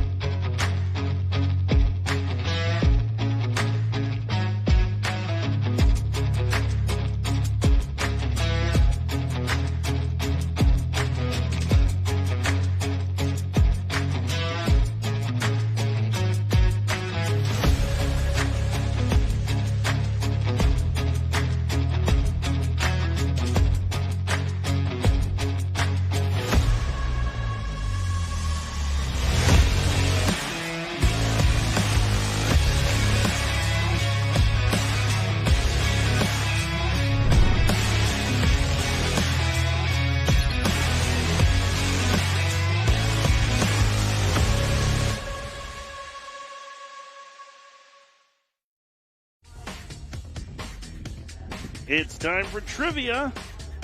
Here's the question. Texas holds the record for most College World Series appearances. How many times has Texas made it to the College World Series? 30, 35, 38, or 41? Mike Rooney has been on a great run with this. He is 3 for 4 on trivia questions so far. Can he stay hot? This one is right in my wheelhouse. Are you Googling it? No, I'm not Googling it. What I'm Googling is Texas leads college baseball with World Series CWS appearances. I'm Googling who's second. Oh, that's interesting. I think it's USC. I think it is USC. But it's, you know the number on this, right? Yes. We won't share the answer with you. I think know we the both number. know the number. Yeah, and I think they're double digits more than second place. I want to say it's, I mean, all those numbers were over 30. I want to say the next closest is mid-20s. 20s, yeah. Yeah, it's remarkable how many appearances Texas has. Julius Sanchez has a 5-run lead as he goes back to work in the bottom of the fourth. First pitch is a strike. It's 0-1. It'll be Schussler, Chamberlain, Borba, 6, 7, and 8. Now we got a text from the great SID from Texas, Josh White, who is a Miami alum, to let us know that Miami is second on that list. We were wrong. It's not USC. Yep. Miami yeah, USC is actually 5th. Really? Yeah, it's been. There are some odd ones that are on that list from the days when it was really regional. Like Northern Colorado has like 9 appearances, I think, in the 10. something like that. Yeah. Go Bears.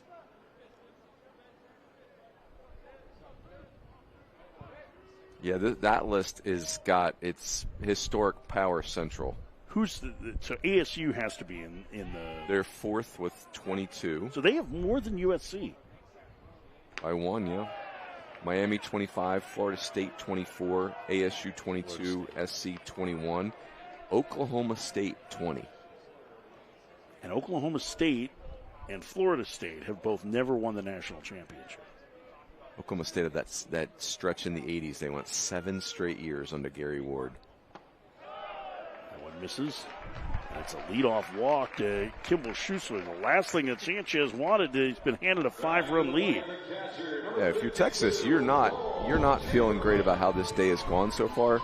But if there was a day to get off to a slow start, this is the day. Cole Chamberlain bats. Plenty of time.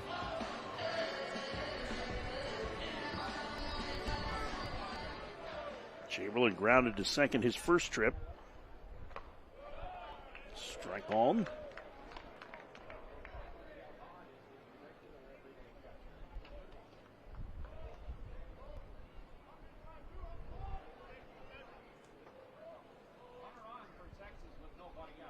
He's set instead of throw to first, and the runner dives back.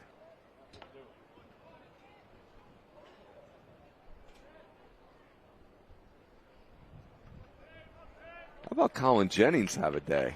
Man, Colin Jennings' 3-run home run, making it a 5-run lead for Illinois.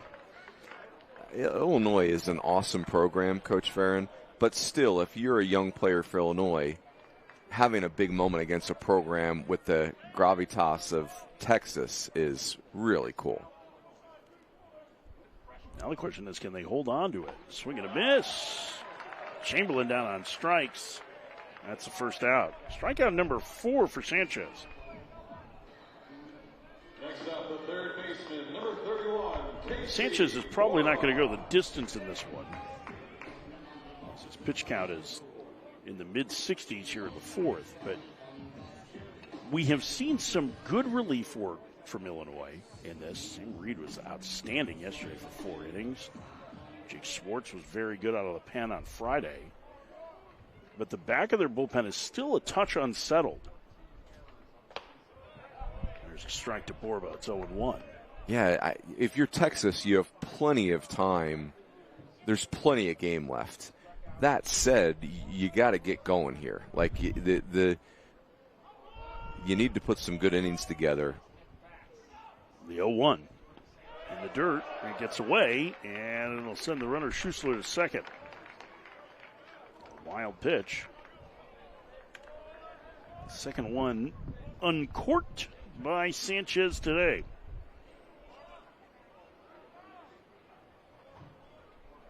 This is the big couple of hitters for Sanchez. The last thing you want to do at the bottom of the lineup is breathe life into the Texas offense. If you're Illinois, if you're Texas, if you can get some traffic at the bottom, it's Borba behind 1 and 2. Boy, then you're really feeding this offensive beast with Mendoza and Bellew and Gasparino at the top. And they'll be seeing Sanchez for a third time. And we just missed. It's going to be interesting. It does feel like Texas, there are 7 spots in this lineup spoken for. You know, the first 6 hitters and then Rylan Galvan, he's going to catch. Now, he can't catch every inning. Here's the 2-2. In the air to right, coming on. Jennings can't get it. It's a base hit. He managed to bluff enough to hold Schussler at third. But there's runners in the corners now with 1 out for Texas in the 4th. Heads up play by Jennings. He knew he wasn't getting there. Yep. And a good at bat by Borba right there. 2 strikes, pop the ball over on the other side of the field. Get yourself your knock. There's Winfield. Winfield, a strikeout victim in the 2nd. A lot of balls on the ground so far against Sanchez. And there's one to the right side and through for a base hit. Coming home to score is Schussler on the single from Winfield, and it's a 6-2 game. And now the lineup is turned over. The top of the lineup has been fueled. Yep, this is look out right now. And for Sanchez, everybody's seen you twice, third time through. This will be a challenge. Mendoza's grounded out twice. 6-2 Illinois, bottom 4. First pitch in the dirt.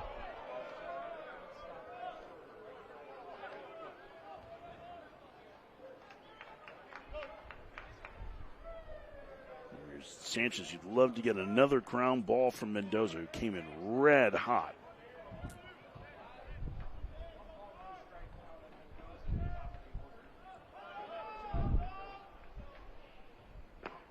This is in the count 2-0.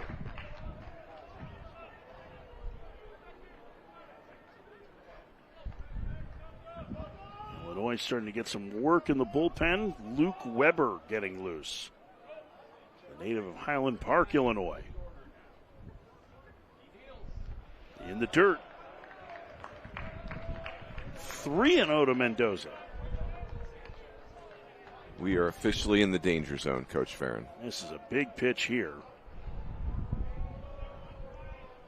If you're Sanchez, you need a strike, and I have to think that Mendoza has the green light on this really windy day.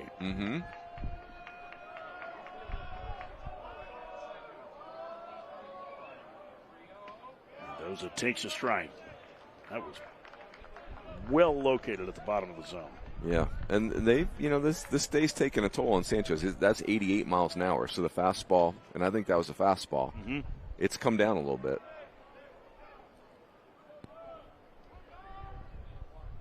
The 3-1. The strike, and the count is full. The velo's down, but boy, those are 2 good pitches right there. Still locating fairly well. Yeah. Borba at second, Winfield at first for Texas. They have a run home, trailing by 4 in the 4th. Runners go. The pitch on the ground through the left side, a base hit. Coming home to score is Borba on the RBI single from Mendoza. It's 6-3. The runners moving helped to cause that. How about a little run and hit there? Schupman went to cover the bag, and as a result, there was a huge hole.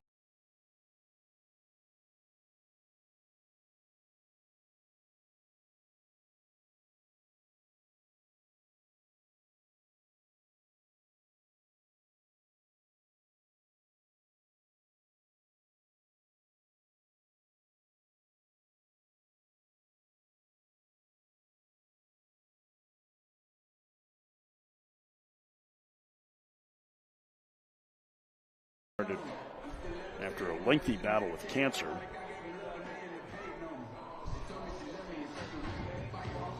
The conference is over. Now the tying run comes to the plate, and it's the Big 12 Player of the Year from a season ago. Max Ballou, who laced a double back in the first inning. Yeah, and Ballou is consistently the best at bat in this lineup. There's tons of star power, but Ballou gives you a good it feels like every time. Field back at double play depth. Wind really picking up. And he lines it up the alley in right center field. It's going to get down for a base hit. Jennings will cut it off on the track. Mendoza being held at third. An RBI double for Ballou, and it's a 6-4 game.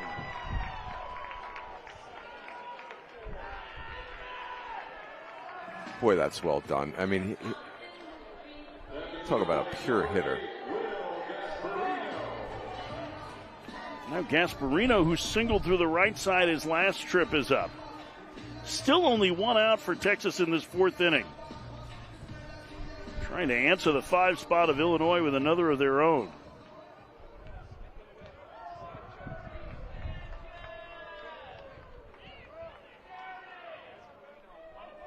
First pitch. Strike, it's 0-1. That's a good pitch. Pitch number 80 on the day for Sanchez, 50 of them strikes.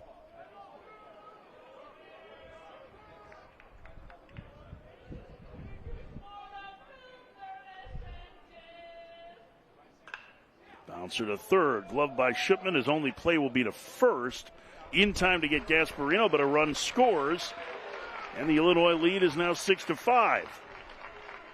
Smart play by Shipman, though, to not try and get the runner at the plate. Yeah, and good base running by Mendoza to get enough of a jump to dissuade him from doing that. Hey, and a good job by Gasparino to get yourself some contact early in the count to create that RBI. Adrian Rodriguez has singled through the right side twice. Freshman DH today. Tying run at second. Pitch misses outside, 1-0. Illinois with 5 in the top of the fourth. Texas has answered with 4 in the bottom of the inning.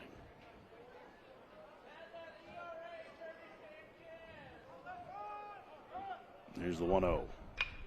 That one to the right side, backhanded by Quagliano, who will throw to first in time to get Rodriguez. And the inning is over. Texas sends 8 to the plate. 4 of them score. We played 4, Illinois 6, Texas 5. Dip into your Raising Cane's whenever the craving strikes for something hot and fresh and oh so delicious. Dip in for perfectly salted, crispy, crinkle-cut fries. Dip in for garlicky, buttered Texas toast.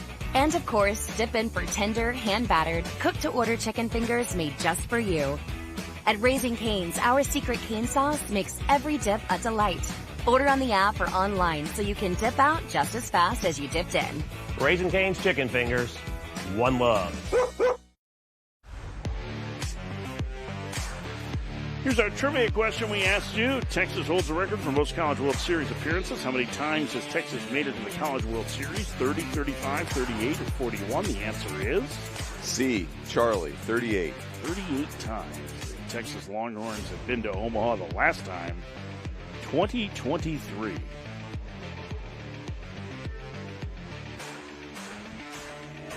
speaking of teams with a long Omaha history, LSU's getting ready to take on Sam Houston State today at Frisco Ballpark.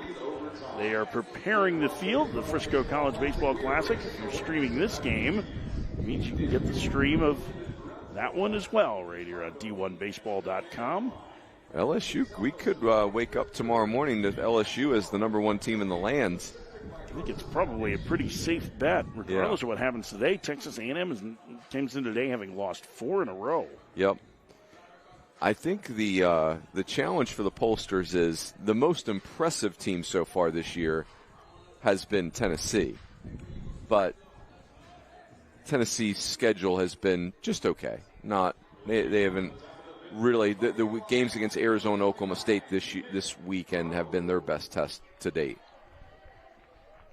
I I think you would certainly are good, though. Tennessee up there. I think North Carolina is another one that would factor into that, too. And they have played a fairly robust schedule. They swept Texas Tech. They have a sweep of East Carolina. First time they ever swept East Carolina as Nick Groves bunts foul. Here, Illinois with a 6-5 lead over Texas. We should mention that if Texas wins this game, they will get the championship belt from this tournament. If Illinois were to win, I believe it'll go to run differential, which means that Texas Tech this evening would still have a chance to win the championship. They could end up with 3 teams at 2-1. The 0-1. Lined into left field, a base hit for Nick Groves. Leadoff man aboard in the Illinois 5th.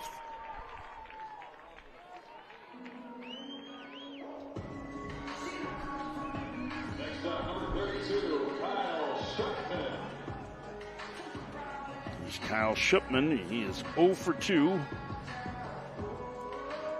Ran into a double play and fouled out. Boy, Nick Groves has been plug and play, hasn't he? He's been really good. On base 2 more times today. Nick Groves last year with Niagara. It's not like Niagara was some upstart that snuck through the MAC tournament, 2As in MAC. They were the 2 seed. Fairfield, obviously, I'd say is probably the most famous team in the league right now.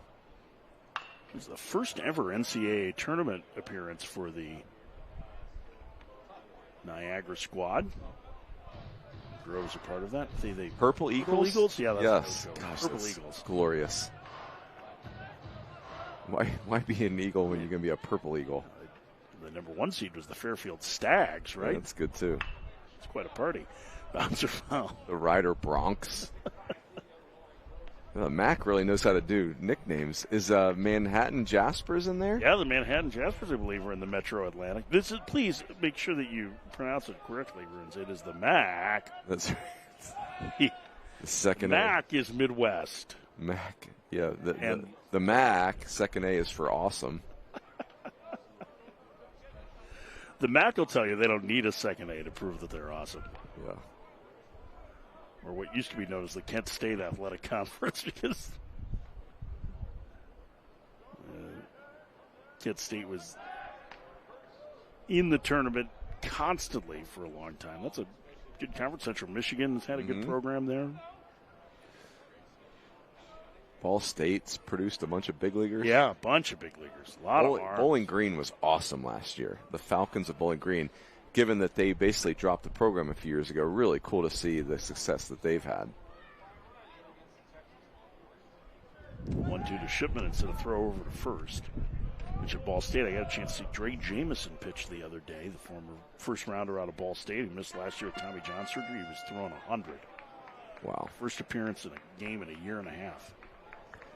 It's amazing. Just guys pop up throwing with great velo all over the place. Swing and a miss. Shipman down on strikes. The first out in the Illinois 5th with them leading 6-5. This is the first of 2 today. Mentioned earlier, Texas Tech go to 2-1 in this tournament, and they take on Washington. Probably about 70 minutes following the conclusion of this one. It's so interesting, Coach Farron. Like, obviously, Texas is trying to win this game, trying to win this tournament, go 3-0 this weekend. I can't help but think about Texas long-term in the 2025 season. How is this team going to fare in the SEC for the first time? You know, how are they going to fare in the postseason? I mean, clearly they look like a postseason team.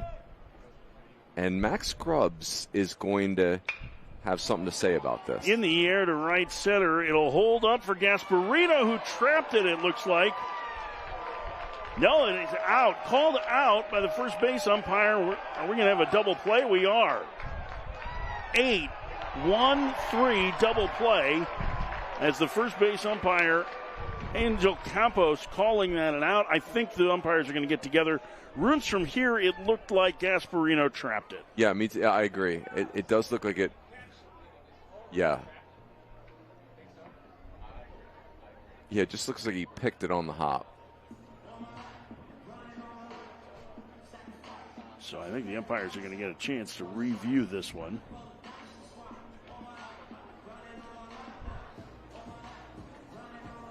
Billy Van Raphorst, the crew chief has called everybody together. This part of the discussion, I'm assuming, is just confirmation that this is reviewable. Unless anybody had a clear angle of it that they wouldn't need to review. That's the only other thing I could think. Runes, he caught it. That did not bounce. I'll be darned.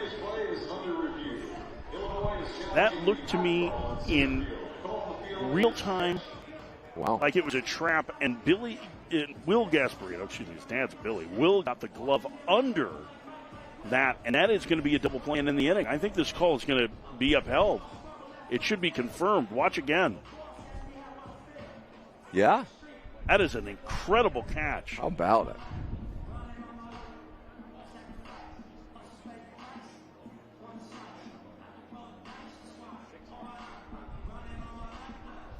Gasparino, they have just gotten Texas out of this inning. Illinois challenging the call.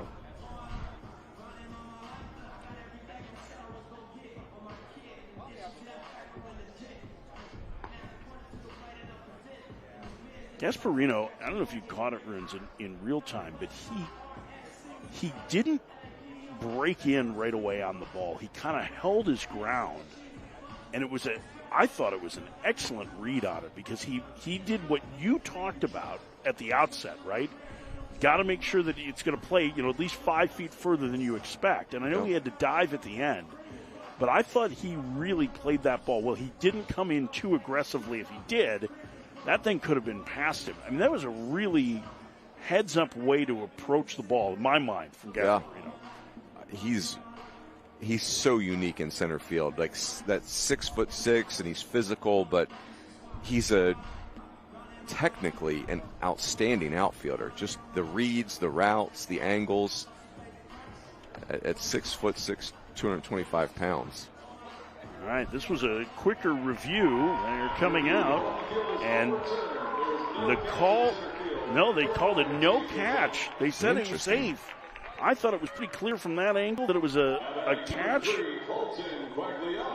Because the call in the field was out. so Yeah, they're the call in the field was out, it. so they overturned the call, and the rally continues. Wow.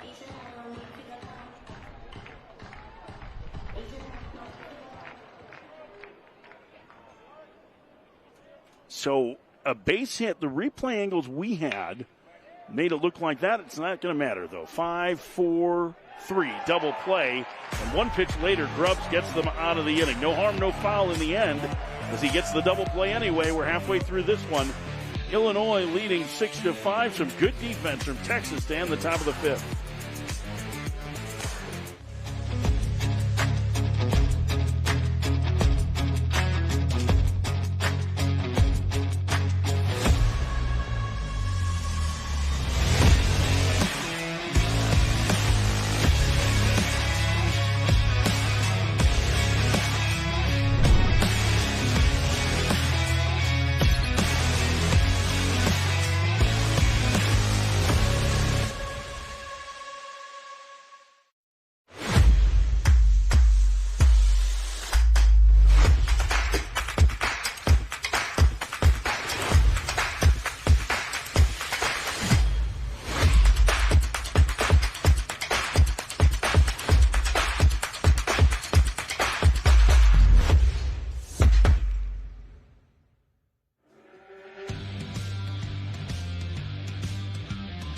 Halfway through this one with Illinois clinging to a 6-5 lead over Texas.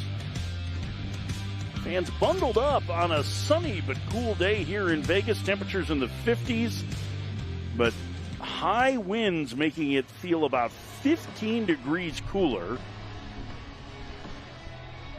And we get ready to start the bottom of the fifth with a new pitcher for Illinois. This is the right-hander, the freshman from Highland Park, Illinois, Luke Weber. Luke Weber taking over for Julius Sanchez, who went 4 innings. There were some good moments from Julius Sanchez today.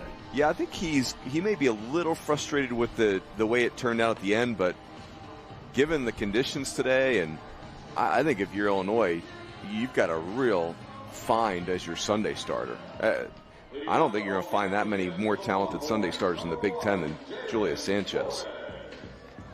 Luke Weber, the freshman, guy that they're hoping to get into some leverage spots over the course of the year. This will be his third appearance of the season. Right-hander was the two-time Central Suburban League Pitcher of the Year at Highland Park High School. And the first pitch is a strike. It's 0-1. Central Suburban League, not to be confused with the North Suburban Conference. North Suburban Conference teams are just a little bit further north than the Central Suburban League. The Central Suburban League is also teams that are on the North Shore of Chicago. On the ground to short. And Zebig will throw out Flores to start the fifth. One gone. I can tell you that because that is my nape of the neck. Highland Park is the next town over from where I grew up. Really? Yeah, just south. But different league, different conference. Different conference, yeah. Is that because they're afraid to compete? They are. They have to take on teams like Deerfield. Shameful. I believe New Trier is in the Central Suburban League, too. They're a powerhouse, right? Yeah, big school in the state, I believe. Oh, wow. Schussler takes a strike. Yeah, Central Suburban League. Deerfield, Evanston, the Glenbrook schools, the Maine schools, New Trier, the Niles schools, Vernon Hills. So. Well, Luke Weber's got a good arm, regardless of conference. I can list my favorite restaurants in Highland Park if you'd like. Chili's? It's just too authentic for me. Too in the dirt. Great hot dog place there, Michael's. Oh, great. Oh, right. Yeah. Love that.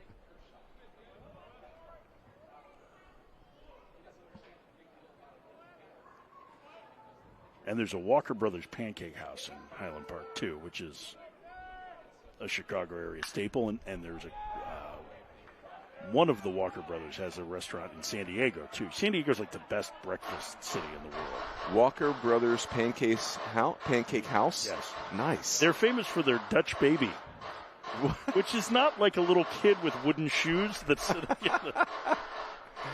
Okay. Phenomenal. Dutch babies are delicious. I get the food, the pitch, inside. 2-2 to Schussler. 6-5, Illinois leads Texas to the bottom of the fifth.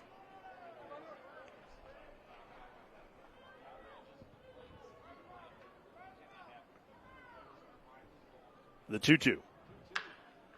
Chopper to third. Going to be a tough play for Shipman. Charges, throws. No, dropped by Westcott. He had him, and Westcott couldn't hold on. That's going to be an error on the first baseman. Boy, and that's just a strange... I'm not sure what caused Westcott to... it's just kind of... Just a low throw, I think, right? Yeah, and also for Westcott, he got himself set up on the base probably too soon. That's tough.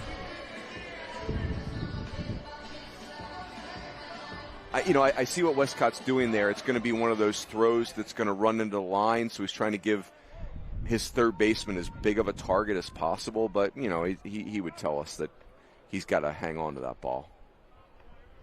I do see what he was doing there, though. That is a smart play. Give your third baseman as big of a look as you can.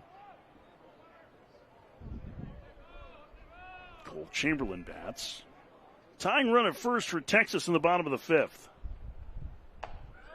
Just missed.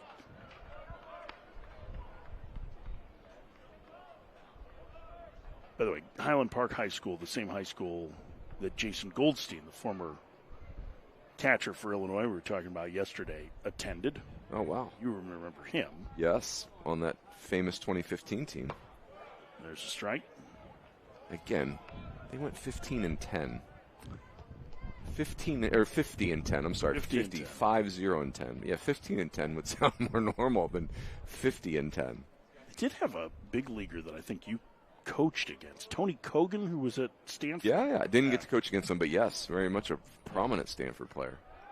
He's Highland Park too? He's Highland Park, yep. Wow.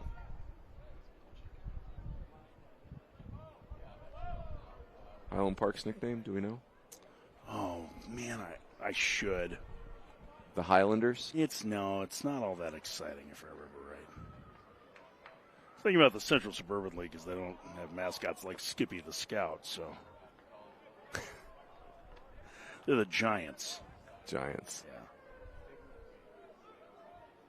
Evanston has the best nickname in the conference. Which is? Evanston Township is the Wild Kits because Northwestern University is the Wild Cats. That's the best one. Sorry, can I interest you in some Warriors or Titans? That one to left. Chialoy has it. 2 outs. I guess New Jersey isn't bad. The Trevians. Oh, yeah, that's good. Trevians is pretty good. You know, the wind almost held this ball up.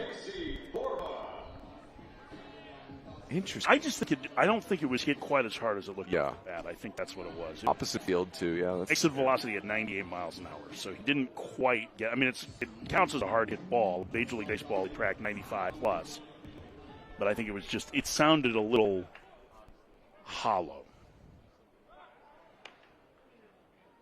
Sort of first in the runner back. 6-5 Illinois, bottom of the 5th.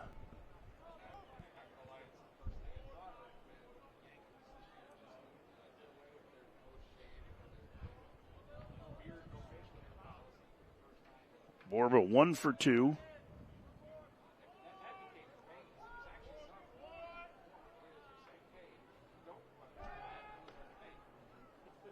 Another toss over. Here at the bottom of the lineup, worrying a little bit about Schussler at first.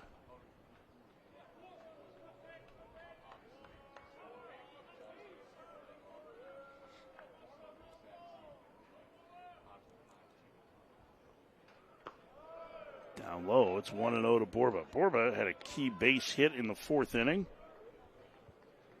Later scored a run. Texas getting 4 in the last frame to cut the deficit to 1.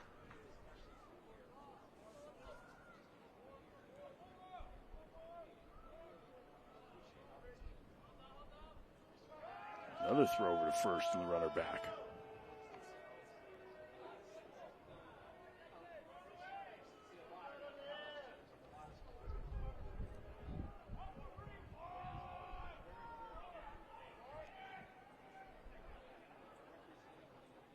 The 1-0. Good Strike pitch. on the corner. Yeah, Luke Weber, I would assume he's going to get himself into a good role. I mean, that's a good arm. It's one of the better arms we've seen in the Illinois bullpen this weekend. Their middle relief has been outstanding. I mean, Swartz was great on Friday. They really needed him to be. They really have, out of their pen, had one bad inning. The 9th inning against Texas Tech on Monday when they couldn't hold on to a 1-run lead. But those first guys out of the chute have had very good results. And Swartz, Sam Reed, and now... Yeah, Sam Reed yesterday was... Yeah, that was clinical. That was a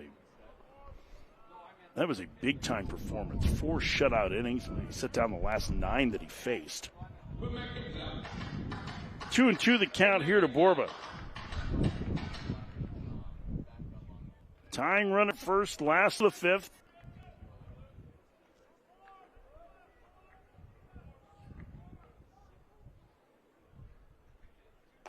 Outside, and the count's full. Okie doke. Big pitch, runner moving.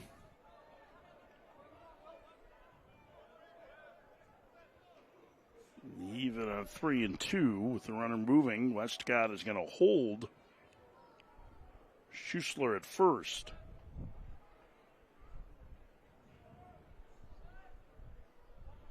Runner goes, popped up. on the infield. Tricky. Calling for it, Z-Big, and going to the ground, fighting the sun and the wind. The shortstop makes the grab for out number 3. What a tumble, a big catch. We head to the 6th, 6-5 Illinois. Dip into your Raising Cane's whenever the craving strikes for something hot and fresh and oh so delicious. Dip in for perfectly salted, crispy, crinkle-cut fries. Dip in for garlicky buttered Texas toast. And of course, dip in for tender, hand-battered, cooked-to-order chicken fingers made just for you. At Raising Cane's, our secret cane sauce makes every dip a delight. Order on the app or online so you can dip out just as fast as you dipped in. Raising Cane's chicken fingers. One love.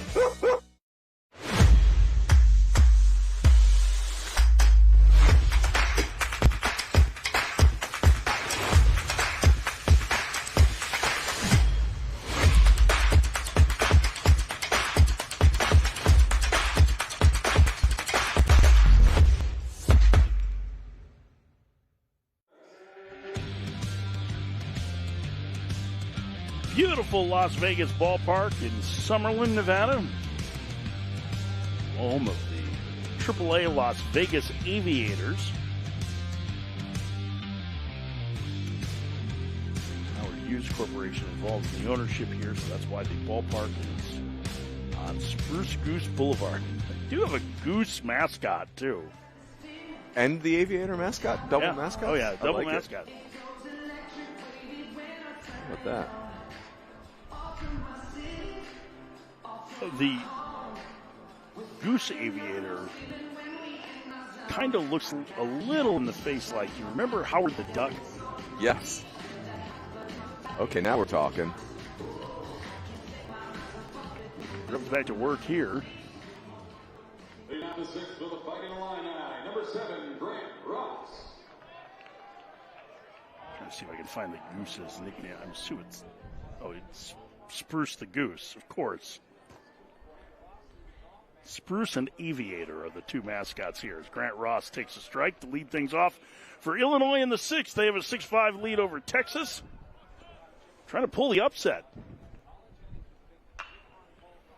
Ross bounces a foul, 0-2. Grant Ross may not make the all-tournament team here, but he's going to make the all-Rooney team, I think. Yes. Excellent at-bats. And I think he's going to get more and more at-bats. The more you watch this Illinois lineup, the more I really like it. I was thinking back, you and I did a game a couple weeks ago with Nebraska. As Ross sends it up the alley in right center, and making the lunging grab as Ballou one out.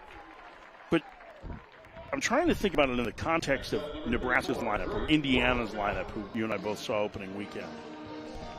And I think Indiana has the most talent of those three offensively. Mm-hmm. But this lineup feels like it can do a few more things than Nebraska's can. Nebraska is old and kind of physical, but this one can move pretty well. The more I watch them, the more I like them. Yeah, I think, if you're Illinois, I like the rotation.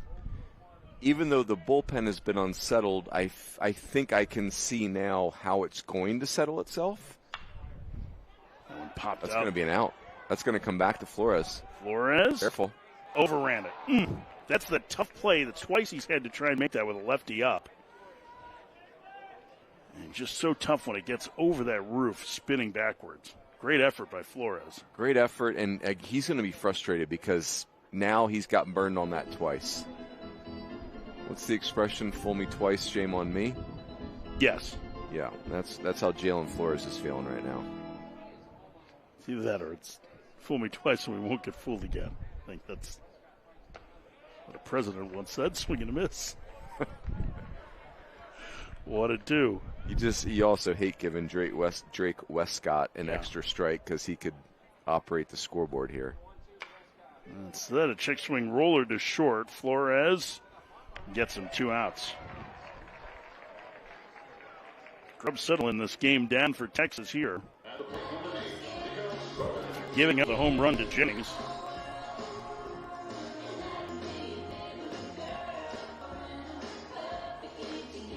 Really put things together.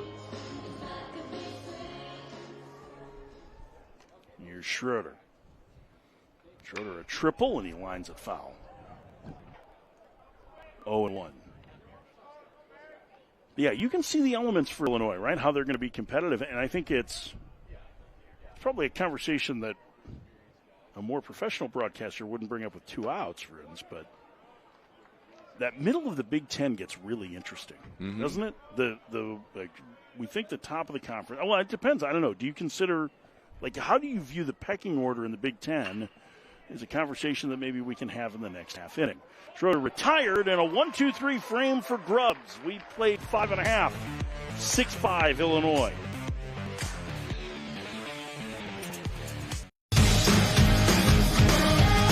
Now at BJ's Restaurants, discover the new $13 Pizookie Meal Deal. With a choice of 8 great brewhouse entrees, like ham-breaded chicken parmigiana pasta or our classic cheeseburger. And the sweetest ending ever, a free personal Pizookie dessert. Your choice of signature flavors. An entree plus free dessert, just $13. That's a sweet deal. Only at BJ's Restaurant and Brewhouse.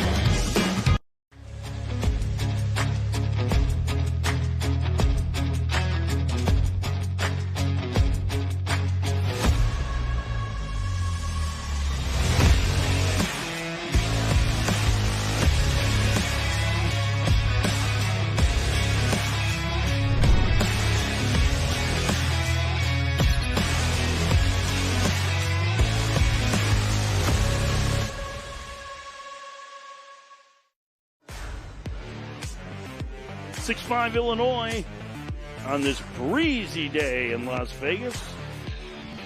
It's not palm trees fluttering in the breeze. It's trying to withstand 50-mile-an-hour wind gusts, swirling winds here at Las Vegas Ballpark. Gorgeous ballpark. One of the nicest AAA facilities in professional baseball. And Luke Weber will go back to work for a second inning. As we were talking in the last half inning about the Big Ten pecking order and how it's shaking out or how it may shake out. You and your friends at D1Baseball.com projected 5 teams from the Big Ten to make the NCAA tournament, which would be an incredible number. Now, remember, the conference is now 17 teams, so right. That's part of where that number comes from. But the 5 teams that you guys projected were Oregon, Nebraska, Indiana, Penn State, Michigan. Okay. Indiana got off to a miserable start, losing their first 4 games. And then the next group is like Maryland, UCLA, Illinois, USC. I would tell you that UCLA. Well, I mean, here's the thing. There's going to be 30 conference games to figure it out, which is great. But USC and UCLA look very much like regional teams to me. Yeah, it feels a little bit right now like that pecking order. Oregon is really good. I think Oregon is one of those teams, as Winfield has dirt in his eye and is going to have to clean it out. Oregon is one of those teams that if you watch them play, you're not necessarily going to be blown away by them doing any one thing great, and then they're going to win just about every series on the weekend. I mean, they were, 40-20 a year ago, and that sounds about what Oregon would be this year. They have to be the favorites. After that, I think I agree with you that the California schools, that one hit back towards the middle, a base hit. Leadoff man aboard in the Texas 6th, and now the freshman Weber's going to have to go through the top of their lineup. One-run game. But I think that next group has probably flipped a little bit. Penn State should still be in it. Mm-hmm. And then the California schools, and maybe Maryland and Illinois. I think Maryland is off to a pretty good start. Yeah, I'd say like Maryland, Illinois, Nebraska feel like that's a group that is going to have to separate itself. Minnesota has some marquee wins early in the year. They clinched a series win over ASU yesterday. They also have a win over Oregon State. Ohio State has a really bad record, but it's crazy because they've played a hellacious schedule and they've been in every game. They're going to be better the second half of the Big Ten season than Agreed. the first, I think. Tying run at first, here's Mendoza. First pitch misses inside, 1-0. But Illinois definitely feels like they're going to be in the mix, and whether it's 4 or 5 or 6 teams, we don't know. This is one of the things that's very difficult to project now. You could almost clock it annually as the Big Ten is the 3, maybe a 4-bid league. And now with the expansion of all the conferences, nobody's quite sure how this is going to play out. The SEC will have a lot of teams in it, and the ACC will have a lot of teams in it. And after that, it's a big question. That we know. Big 12 will be interesting. We projected 7, and as crazy as it sounds, that might be light. They've had a great non-conference. I'm gonna wait on that because I'm not sure that I'm convinced that the middle of the Big 12 is all that different than the middle of the Big 10.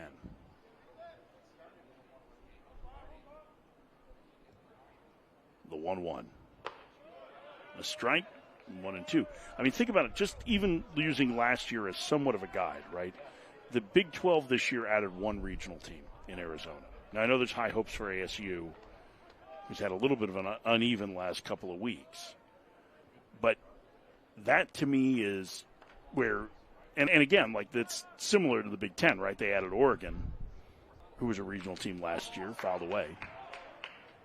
And so – they get the benefit of that, I guess. But it feels like those 2 California schools in Southern Cal and UCLA are a little better right now than maybe some of that middle Big 12 group. Yeah, I think where I'm concerned about the Big 10 is, Nebraska's 4-6, Rutgers is 4-7, Ohio State's 1-7, Iowa's 3-6. And now the good news is they were nearly all true road games, so the RPI will account for that. But whereas the Big 12, the teams I was worried about for them, BYU's 7-4, Oklahoma, Houston is 6-3. So I don't know. Your point's well taken. It's way early to. I mean, here's the thing: is that who has a better chance in your mind of finishing over 500? In those groups, because you get credit for those wins and you bank those wins now, but if you're in the middle of the conference, okay, Houston's got a winning record now, but do you think Houston will win enough Big 12 games to keep that going? Because that will impact the RPI as their record changes.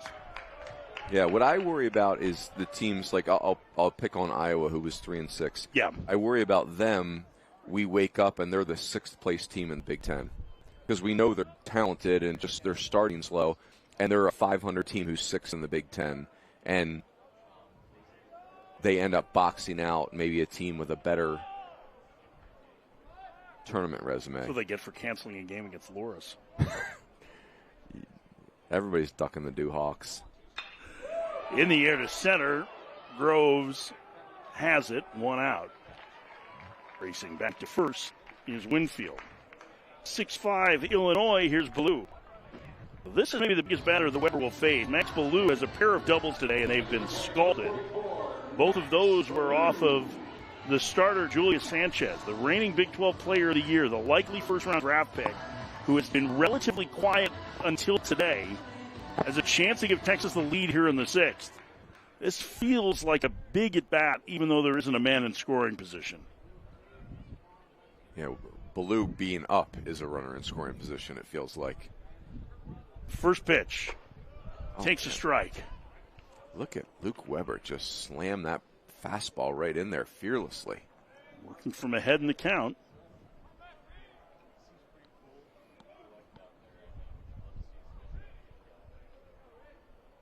Weber not choosing any angles. He works right from the middle of the rubber. The pitch. Upstairs. It feels like he's got a little natural deception.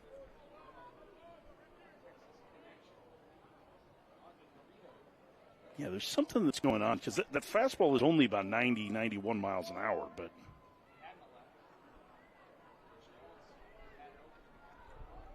definitely gets up on the hitters. The 1-1. Down and in, 2-1.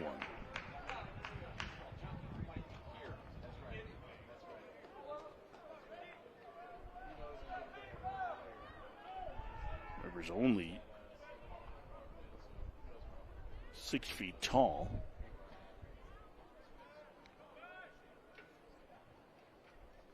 Time is called here. He gets maybe a little bit above average extension. This is a veteran move by the catcher, Schroeder, to talk over what they want to do with Ballou here, because falling behind him, this is an important pitch. Mm-hmm. There is some action in the Illinois bullpen. Yeah, I would say Ballou is the worst matchup of the next several hitters. They're all good, but Ballou's the scariest.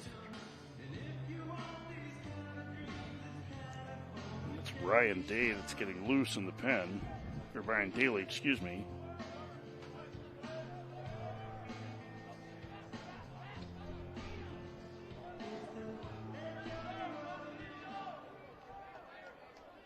All right, the conference is over. 2-1 the count to Ballou. Tying run at first. The set. A throw over, and just getting back is Winfield.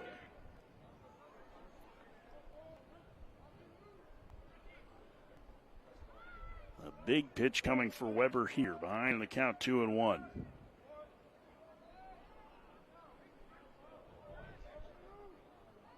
The freshman righty set. The pitch. Liner into right center field. It's going to get down for a base hit. Winfield will make third easily. First and third with one out. And maybe the best news for Weber is that he was able to keep Ballou in the ballpark and hold him to a single. 3 for 4 for Ballou today. I mean, just 3 absolute barrels for Ballou today. That'll bring up Will Gasparino. 1 for 3, an RBI ground out in the fourth.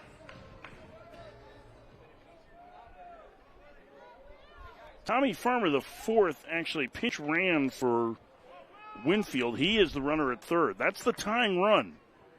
Gasparino runs very well at the plate. It's going to be difficult to double up the 6'6" outfielder. Tying run 90 feet away in the sixth.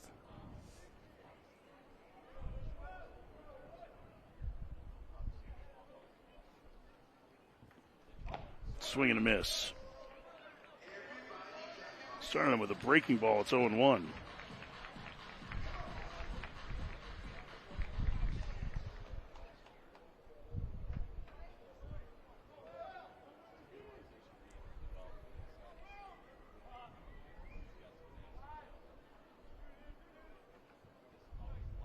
The 0-1. That one misses. Trying to double up there on breakers.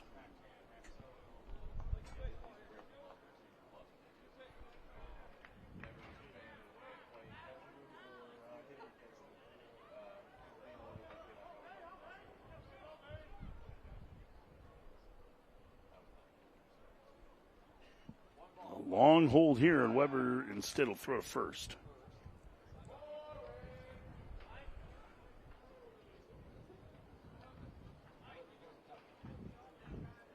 And we're going to get an offensive timeout here as Jim Schlossnagle going to have a quick conversation with Will Gasparino.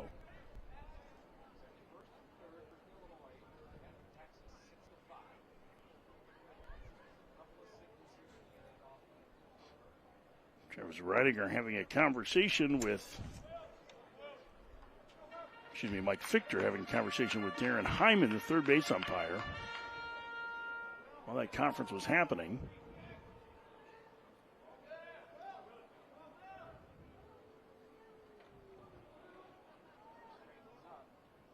Here's the 1-1 in the dirt. Nice stop by Schroeder. Back pick to first, and he's just back safely.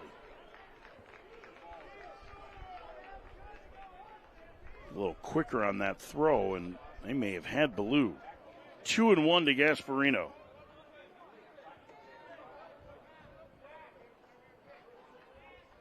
Texas trying to get even in this game. Wind howling to right field. Swing and a miss. It's been all soft stuff to Gasparino in this at bat.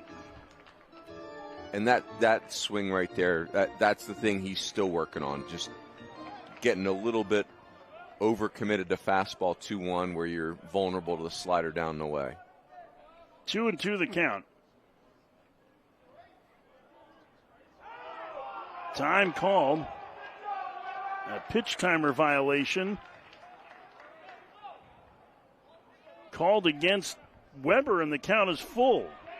That's 3 pitch timer violations that we've had in this game, Runes. 2 for the Texas hitters and 1 by an Illinois pitcher. How about it? The pitch clock has been eventful this weekend. Yeah. At least it's been working well here yesterday and today. The pitch fouled away. Esperito just did get a piece. Pace was a bit more languid, I would say, on Friday. Languid. SAT word right there, languid. What's the SAT? What does SAT spell? That's a good question. Scholastic aptitude test, I believe. Wow. Is that, I'm just kind of winging it. King of acronyms here. 3-2 again. Inside, ball 4, and the bases are loaded.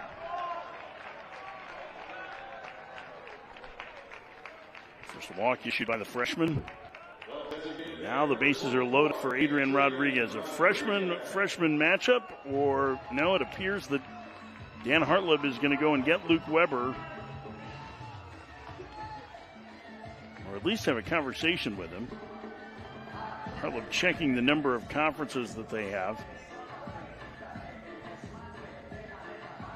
I can't say for sure that Hartleb's going to go to the bullpen here, Runes. He does have a tendency to come out and talk to pitchers. He does a number of the visits. Former catcher Dan Hartleb. Played for the great Itch Jones at Southern Illinois. Itch Jones' his mentor. As Daly continues to get loose. It was not a long conversation.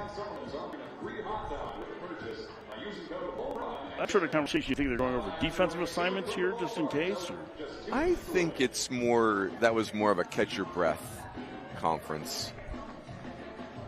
A little bit of a longer inning for the freshman. Slow the tempo down. This is, Texas has got the look of getting ready to break this game open. I like to slow it down by Dan Hartleb. Tying run at third, go ahead run at second. Bottom of the 6th inning, Texas trailing Illinois 6-5. Bases loaded, first pitch to Rodriguez in the dirt. Adrian Rodriguez 2 for 3 today. He singled twice and grounded out. All of those against the starter, Julius Sanchez.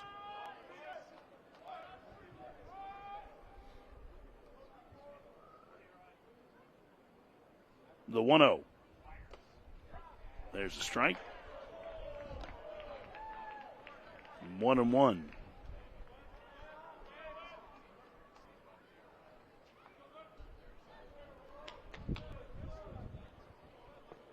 Texas trying to sweep this tournament. Illinois trying to keep their title hopes alive. Just pitch. That is just off the plate, but still a very good pitch. Tried to backdoor the breaking ball and just didn't quite get it to the corner. Because if Rodriguez hooks that ball, that's a double play. Get yourself in the dugout. 2-1.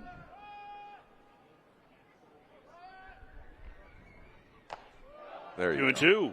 Oh, I love that too. Like, it's Double the right up. pitch. Yeah, double up. Come right back to it. Man, that one just did clip the corner.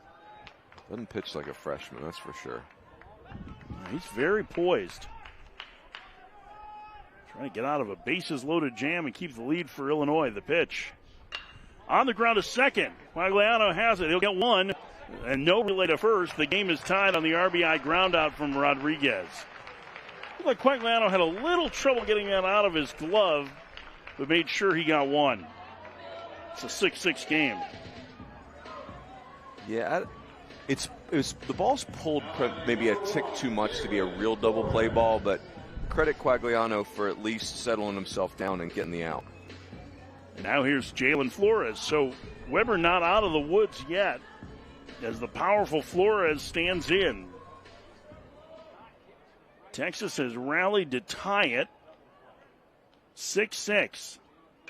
Flores up the alley, right center field. Groves on the run. Can't get it. It's by him into the wall. 2 runs are going to score on the RBI double from Jalen Flores. Texas leads 8-6.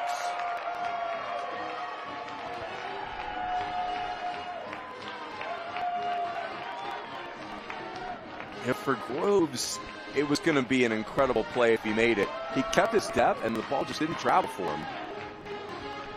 Got to credit Flores, though, ready to hit first pitch and smashes that heater. I think the way that ball was hit, it was almost like it was a sinking line drive. It did not hang in the air very long.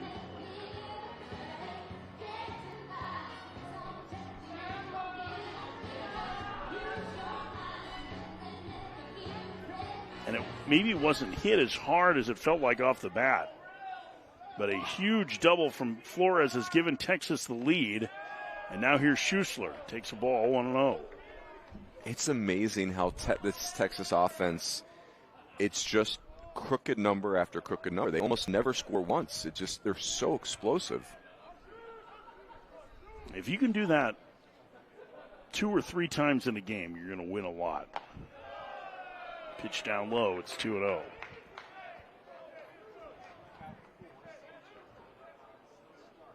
Weber's so close to escaping that for Illinois.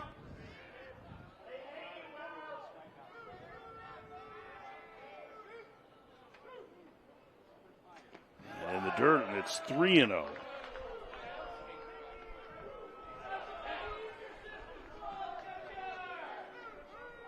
And now Weber in a dangerous spot with Schussler up.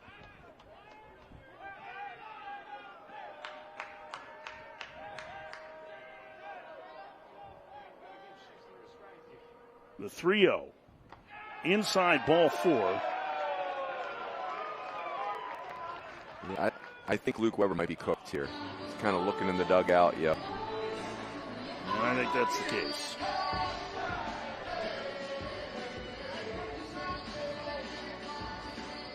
Zach Lovano's heading out to the mound. And we are going to get a pitching change here. Texas has rallied with 3 in the 6th. They've taken the lead from Illinois. They're still batting, leading 8-6. The final day of the Las Vegas College Baseball Classic.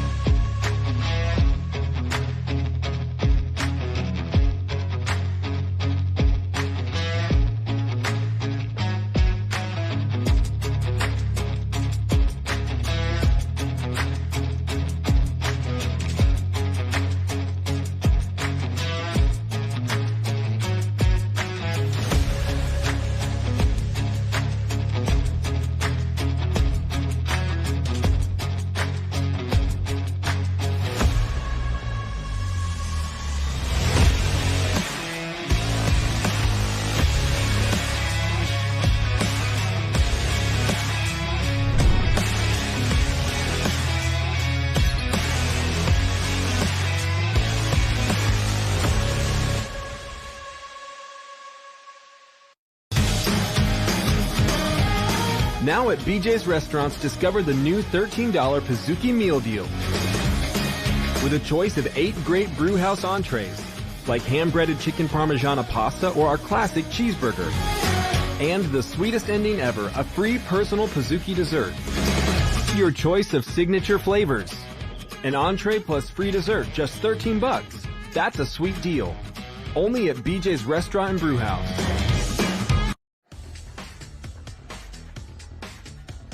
Ryan Daly, the Plainfield, Illinois native, the senior transfer from St. Francis at a IA school in suburban Chicago, takes over on the mound with Texas leading 8-6. 2 outs in the 6th inning. Daly was charged with trying to close down a win on Friday and gave up a leadoff home run to Damian Bravo of Texas Tech, and was charged with 4 runs of the 6th that Texas scored in that 9th inning. He'll face the freshman Cole Chamberlain. 8-6 Texas. They've rallied from a 5-run deficit with 7 unanswered to this point. First pitch misses down 1-0. He's going to throw a lot of curveballs in the mid-70s. Yeah, there's no plus pitch here, but the differential between the fastball and the breaking ball, I think, is the magic. The 1-0. That's a strike. 76. Below hitting speed. Off speed there.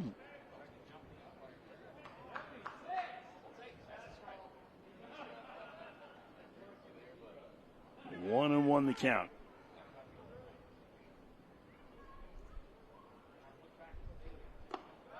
Chamberlain takes. Backdoor cutter that never reached the corner. It's 2-1. Chamberlain 0 for 3 today.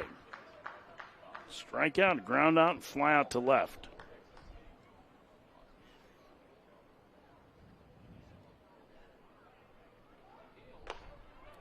That one missed as well, on the count 3-1.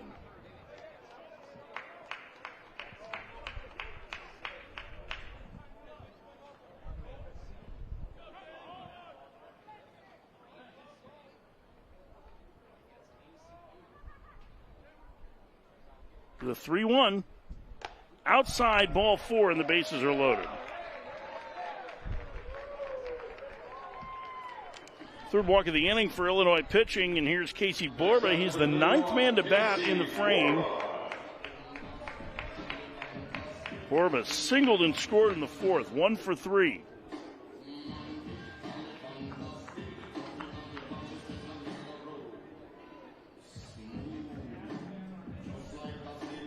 This is starting to get into a danger zone for Illinois here.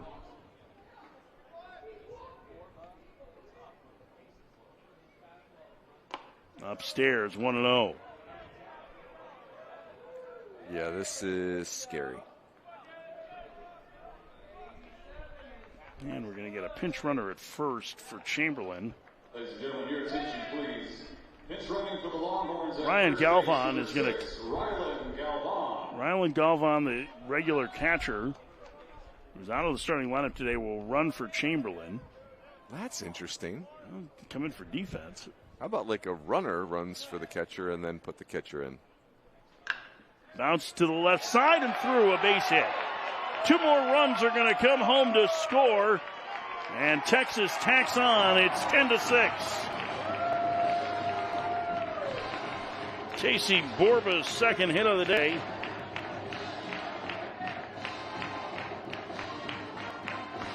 And now Tommy Farmer, the 4th, will bat for the first time. He scored as a pinch runner. Running for Easton Winfield, who started this inning with a base hit.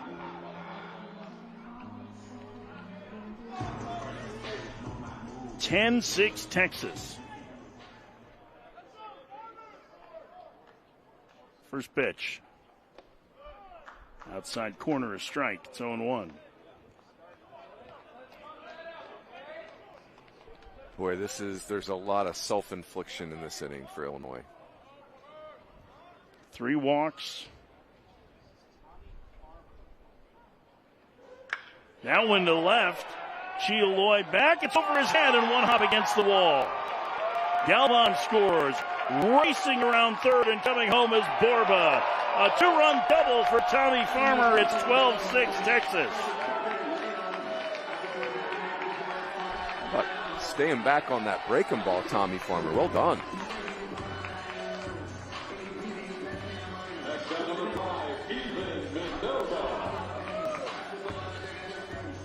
Here comes Ethan Mendoza. He flied to center his last trip.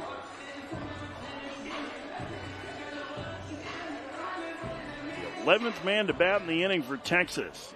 A 7-run 6th inning and still looking for more.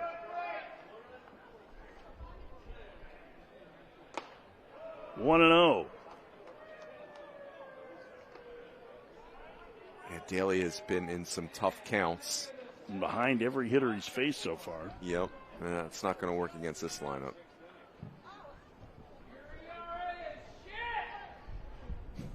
The 1-0. 2-0.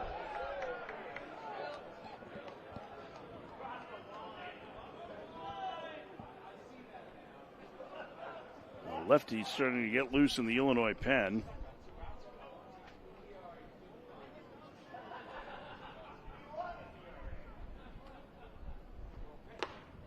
There's a strike. It's 2-1.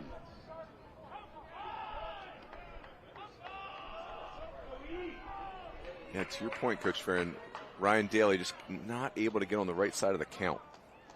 Evan Clark, left-handed senior, getting loose. Transfer from USC. 2-2.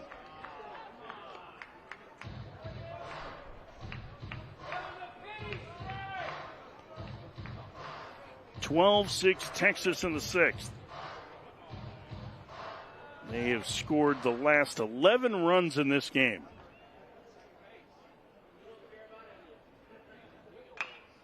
Chopper to third. Gonna be a tough play, and Goodman lets it roll fair. It's going to be an infield single. Man, he was hoping that ball was going to roll foul. He knew he didn't have a play on it. And it's a base hit. I think even if he fields it, that's an infield single for Mendoza. Yep, agreed. You know, you're playing with depth. You'd see several steps behind the base. There's no chance there.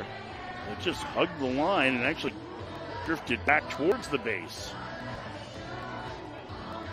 They might go left on left here. Yeah, I think so. Zach Ladanos is coming out to the mound. Let's see if we get a pitching change here for Illinois. Things starting to unravel on the Illini. They held a 6-1 lead. They now trail 12-6. The senior Clark getting ready to come in to try and stem the tide. 12-6 Texas, 2-1 in the sixth.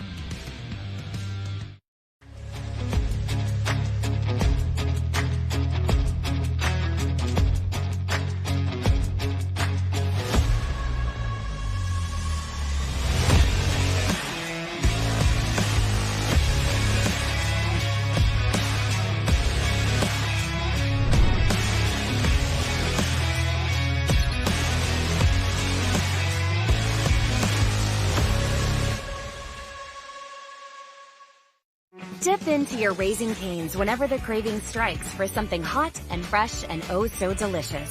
Dip in for perfectly salted, crispy, crinkle-cut fries. Dip in for garlicky buttered Texas toast. And of course, dip in for tender, hand-battered, cooked-to-order chicken fingers made just for you. At Raising Cane's, our secret cane sauce makes every dip a delight. Order on the app or online so you can dip out just as fast as you dipped in. Raising Cane's chicken fingers. One love.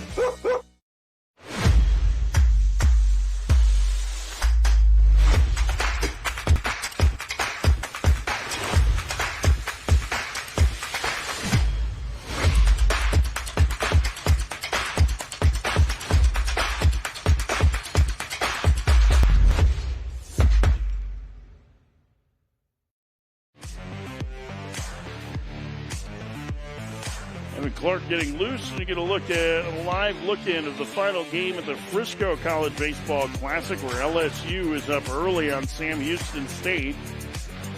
LSU trying to sweep that tournament. The number 2 team in the nation got a scare from K-State on Friday.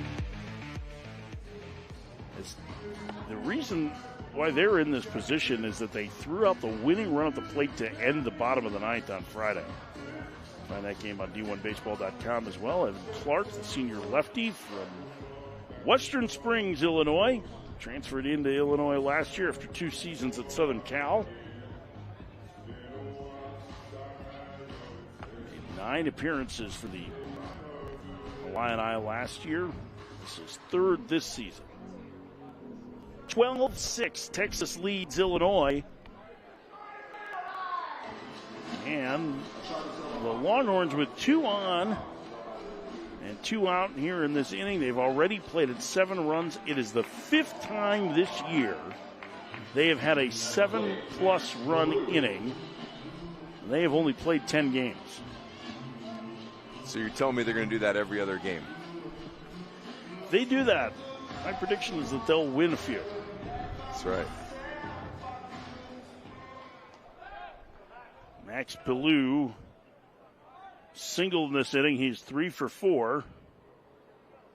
Resetting the pitch timer.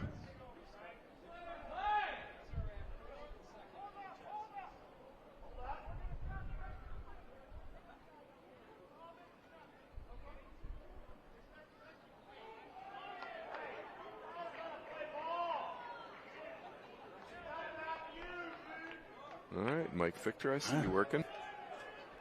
He's just starting things nice and clean, he said. All right. Isn't like a tidy start. First pitch outside to Ballou. It's 1-0. Ballou, 3 hits, including a pair of doubles today.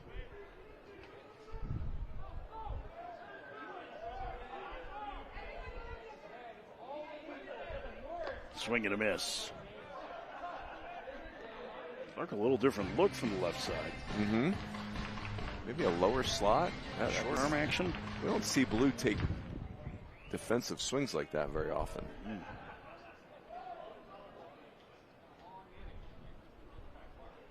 That one nearly to the screen. 2-1 to Ballou. Texas has taken control of this game. They were down 6-1 going to the bottom of the 4th. They now lead by half a dozen.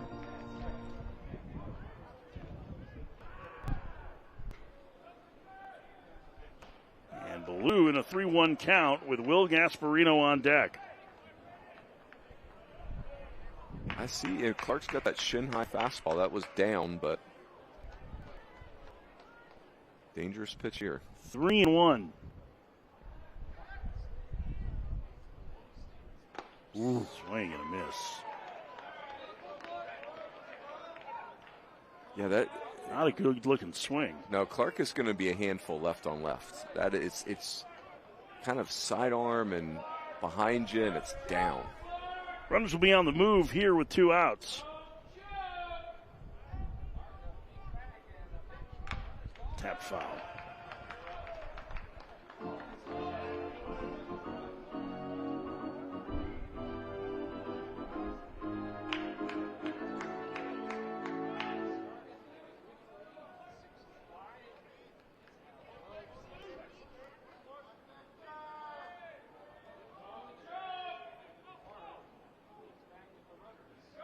Two again. That one up the alley in left center field. It's going to get down and get all the way to the wall. 2 runs will score. Max Ballou with his 3rd double of the game. He's 4 for 5, and Texas leads 14-6.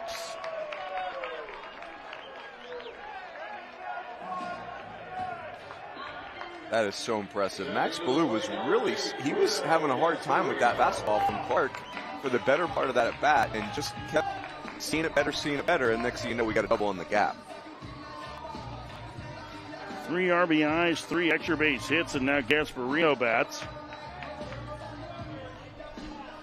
Gasparino 1 for 3. Now here's the question. What does that fastball look like to a right-hander? He's the 13th man to bat in the inning for Texas. Takes inside, 1-0. I think if you're Gasparino, this is a great time to roll the dice, if you know what I'm saying. Yeah. You're in Vegas. You got a guy that's really only shown 1 pitch, and it's a 1-0 count. I like it. He did, and he came up craps. Sorry. Rolled an 11. Got it crapped out. That was it. So 1-1. 11's bad, right? I think so.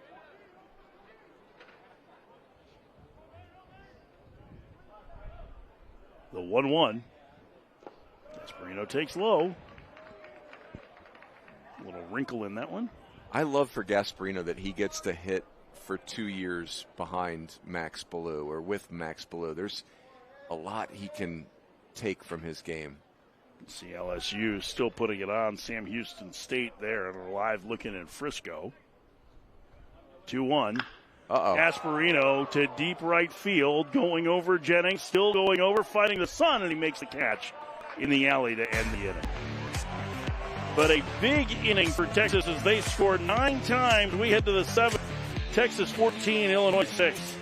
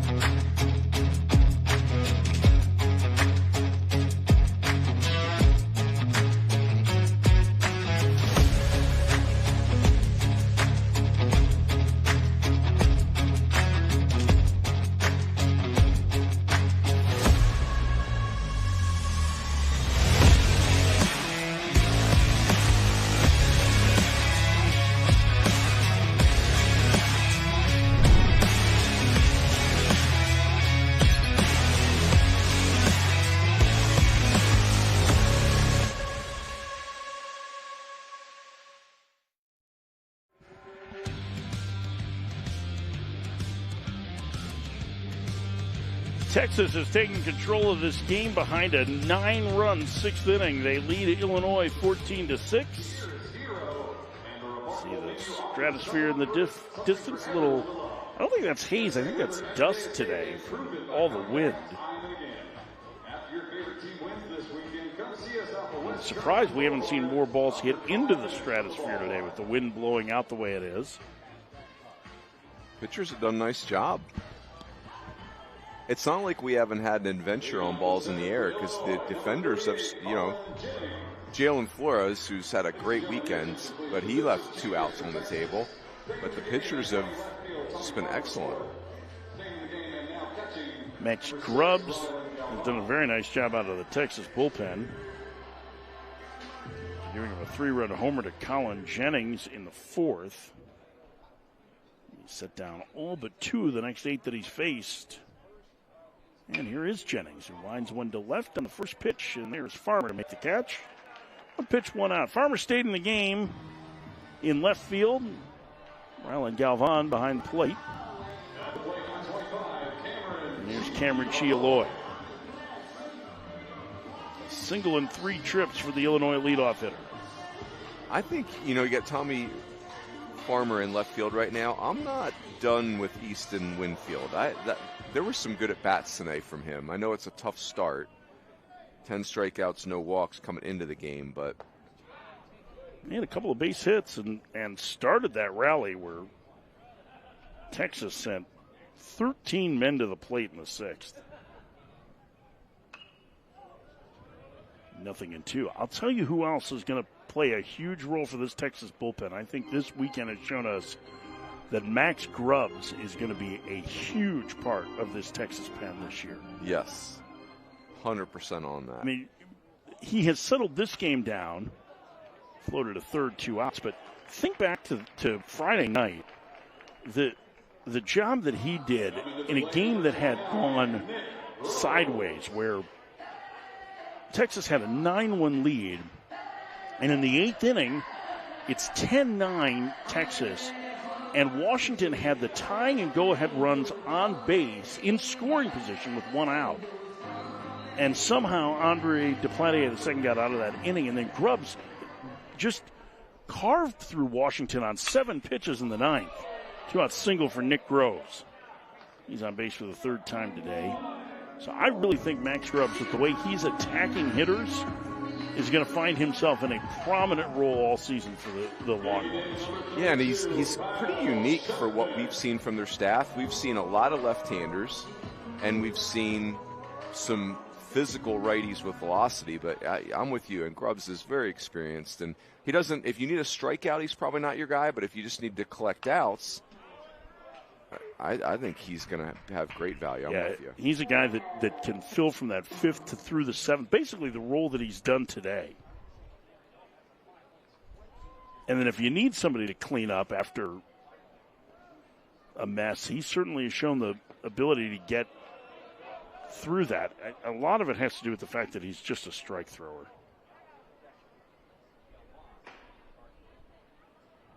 Something to be said for strikes. Well, he looks confident throwing strikes, too. I mean, that's the thing, is that there's his, we talk occasionally about body language, but Grubbs is just kind of aggressive in the way he goes about it. He doesn't look rattled. He doesn't look like he's trying to trick you. He's just going to come at you with what he has. He's had 1 and 2. Pitching on the weekend last year, too. I mean, that's a huge experience. Pitched on Friday nights at times. This is a great role for him because if he can get you anywhere from 9 to 15 hitters.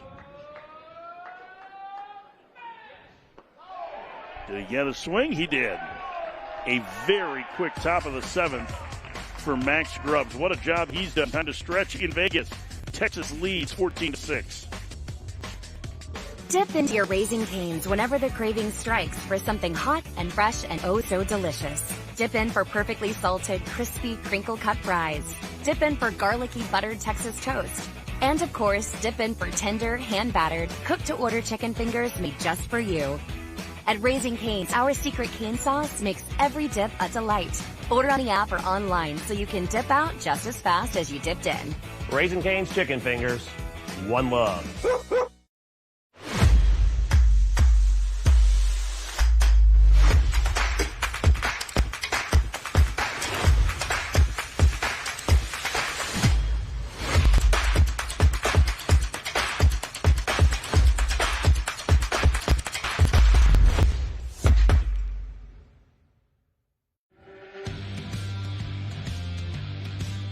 Live look into the Frisco College Classic where LSU leading 7-0. Make it 7-1. Chase Shore's on the mound for LSU. Important arm for the Tigers. Yeah. Houston. Look at those jerseys for Sam Houston. Yeah. Those are glorious. What's the hashtag for the Bearcats? Eat 'em up, Cats. Eat 'em up, Cats, yeah. Miss not being there to see our good buddy Jason Barfield, the radio voice of Sam Houston State. Just what a great guy he is. Boy, look at those black tops for Sam Houston and those championship golds for LSU. One of the more famous jersey tops in college baseball. Ladies and gentlemen, your attention please. One defensive change for Illinois. Now catching number 35, Will Johannes. Will Johannes takes over behind the plate. Jacob Schroeder's day is done. Adrian Rodriguez will lead off for Texas. This is only the second plate appearance we've seen from the switch hitter right-handed this weekend. Struck out in the other one. He's 2 for 4 today. The freshman, switch hitter, switch thrower, takes the ball 1-0. We should let you know that there is a run rule in effect for this tournament. If Texas were to score twice in this inning, the game would be over. 1-1. We do have one more game today with Texas Tech getting ready to take on Washington. Scheduled for 3 o'clock Pacific. Probably going to be a little later than that. Fouled away. Oh, a nice play by one of the Texas players. Grabbing it off the netting. Good hands. 1-2 to Rodriguez.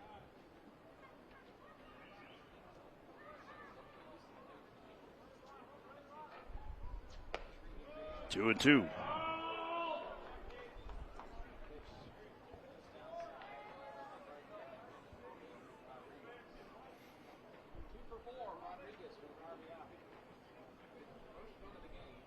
The pitch. Swing and a miss. Rodriguez down on strikes. Leadoff man gone in the Texas 7th. Next up, number 1, Jalen Flores. There's Jalen Flores. Flores doubled home a pair in the 6th. He's also walked.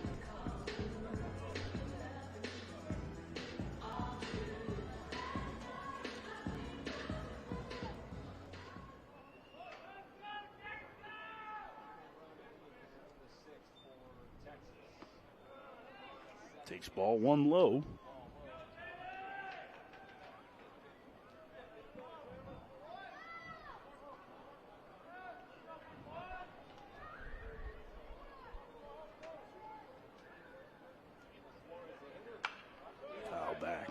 In his kitchen with that fastball. It's 1-1. Clark's fastball is tricky. First time you see it, I don't think it's an easy pitch to get on. Yeah, I know we've used this term with a couple of guys in the Illinois pen so far, but it kind of gets on you. Yep. But there's a lot of deception with him. He's way over on the third base side of the rubber. And it's a short, very short arm action and then a low arm slot. Boy, isn't that interesting being as a lefty, being all the way over there? Now, that's a disaster for right-handed hitters. Yeah, I have to think that it helps him command that ball into righties. Mm-hmm. Swing and a miss. Wow. He gets a lot of swing and miss on the heater. It's just 90 miles an hour, but plays better than that.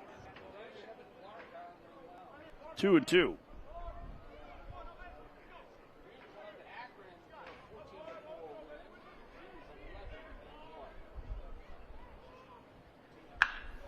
Flores down the line and left. That's going to be extra bases.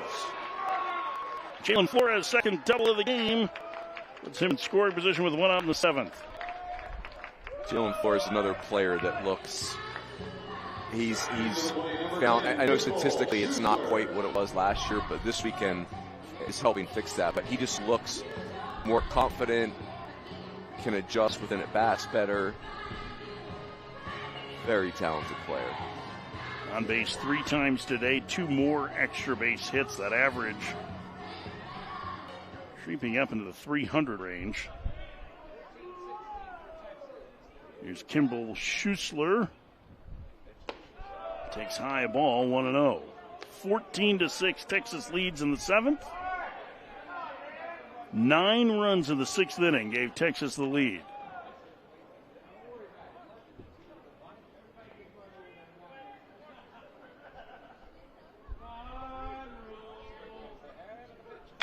Schuessler in the air, right center. It's Jennings, can't get it. It'll fall in. Schuessler hustling to second. It's a double. The center fielder Groves looked like he lost it in the sun. Flores had to hold up, so he'll just make third. Yeah, Groves was struggling with this, and this is a sky ball for sure. Really high. You could see him. Heck of an effort by Jennings.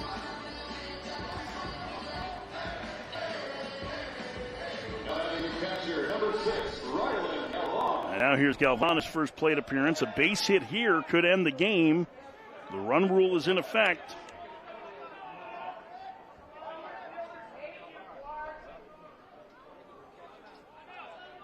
Galvan at .250 on the year. Has a couple of homers, and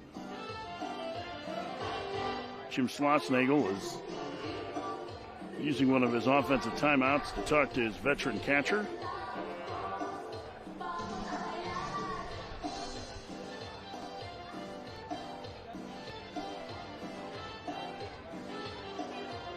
Seven doubles for Texas hitting today.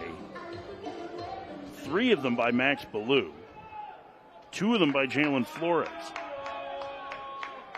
And here's Galvan. First pitch. Takes down and in, 1-0. 17 hits for the Texas offense. That's been a theme all weekend, and I get it. Like, this is a great park to hit in. Man, have we seen some hits.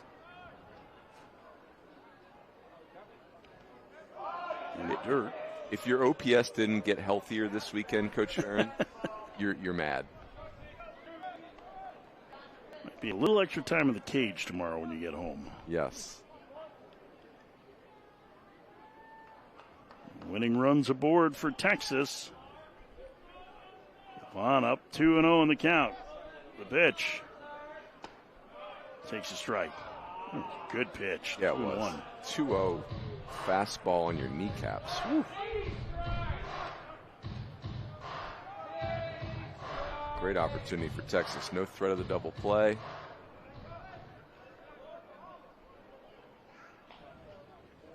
Fouled away. It's 2-2.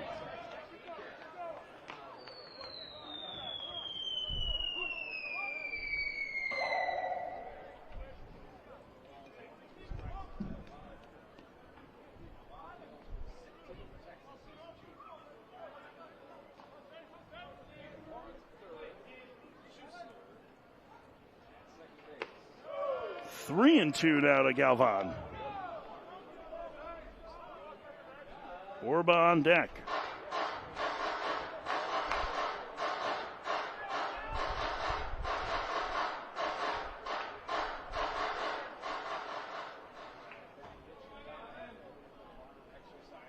Upstairs, ball 4, and the bases are now loaded with 1 out.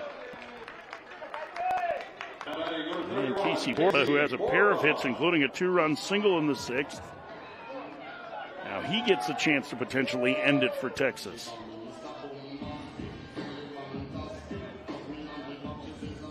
Yeah, tough first at bat for Borba, but since then, to your point, couple knocks.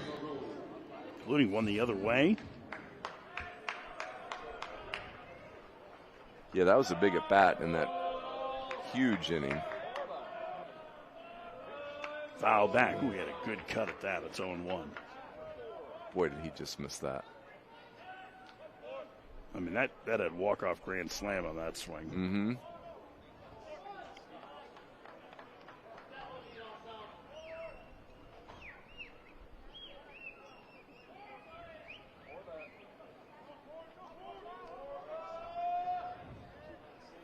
Start to see the Shadows getting close to home plate. Our contractual obligation as broadcasters to mention the Shadows at least once a game.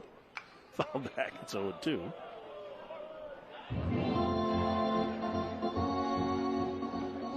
He's had a couple of pitches to hit here and just been a little tardy on him. Yeah. I think that's that deception that you talked about with Clark.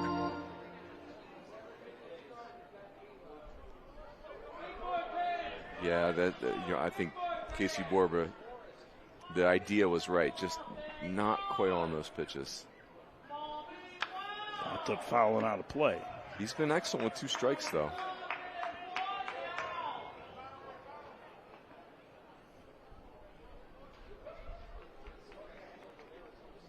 Texas 14, Illinois 6, bottom of the 7th. Texas can end it if they can plate 2 of these runners.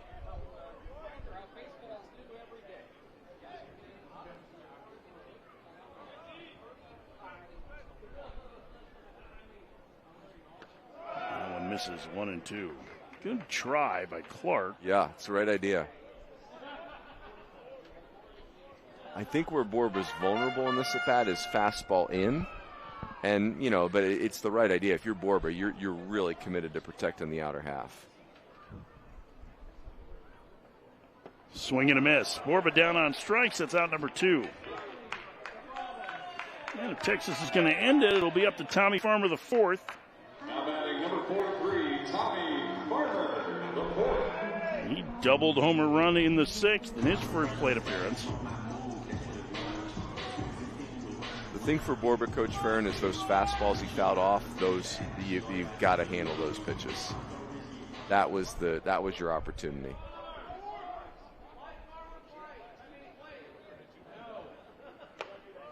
Farmer takes a strike. That's crisp. You're not ready for fastball. Clark, go sneak that puppy past you. That's a good pitch.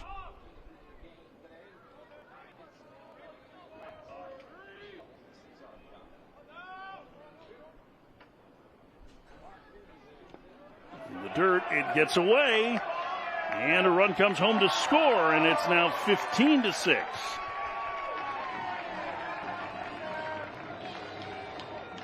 And now a base hit would absolutely end this game.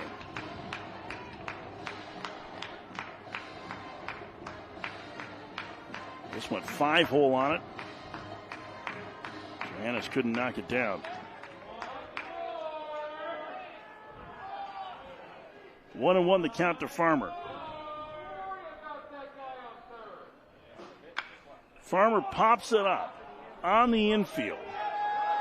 Second baseman Pagliano has it, and the inning is over. Texas gets a run. They leave 2. We played 7. They lead Illinois 15-6.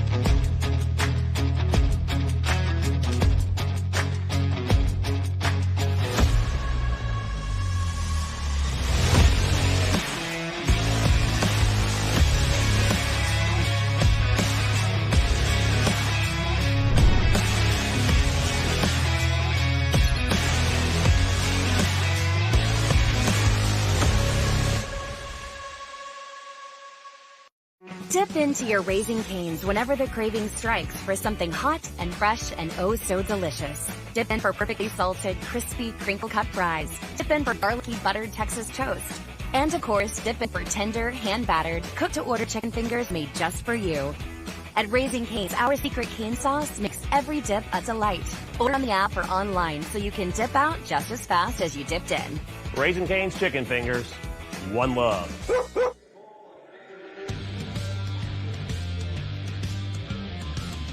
Breezy day here in Vegas, the first of two. Texas leading Illinois 15-6 as we start the top of the eighth.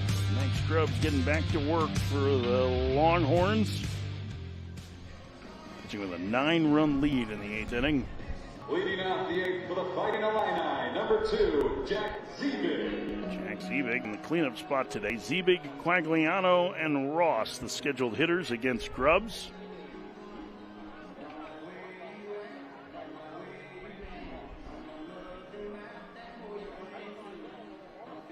Max Grubbs in this one, 3 in the third innings. Given a 4 hits and a couple of unearned runs. That included a run from Colin Jennings that made it 6-1 Illinois back in the top of the fourth. Texas got 4 in the bottom of the inning, 9 in the sixth, and then 1 more in the seventh. They lead by 9.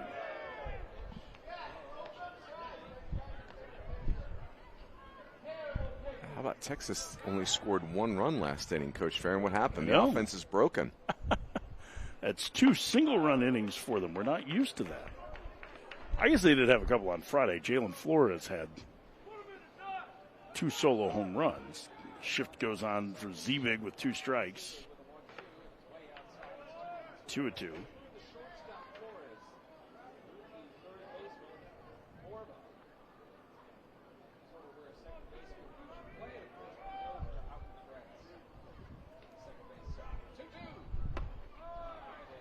Upstairs. And the count is full.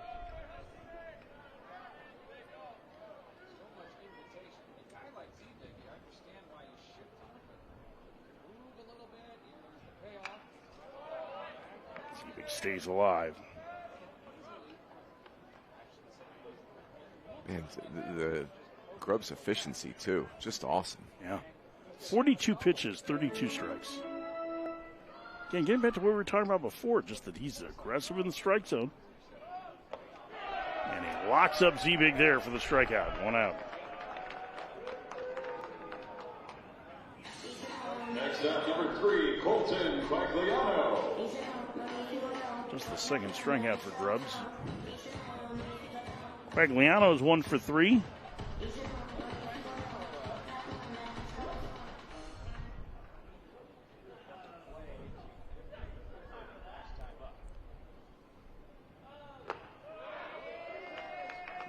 One.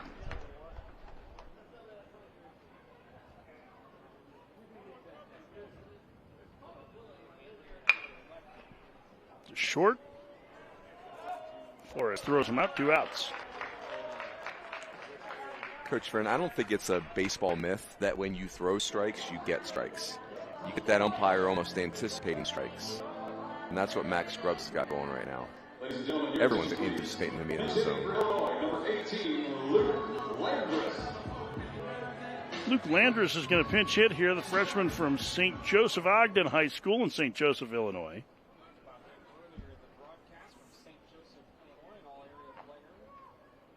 I mean, it's 4 innings of work for Grubbs, and he's needed just 46 pitches to do it. I'm with you, Runes. I think the other thing is that you just help yourself out. It's what they preach at Texas, right? The first pitch strike percentage. Max Wiener, who's their pitching coach, came from the Mariners organization, who set a record 2 years ago for the highest percentage of first pitch strikes in baseball history. Love that. And Texas is above that. Coming into today, I think it was nearly 2/3. Landers flies out in a quick 1-2-3 inning for Grubbs. The bottom of the 8th, 15-6, Texas. Now at BJ's Restaurants, discover the new $13 Pizookie Meal Deal. With a choice of 8 great brewhouse entrees.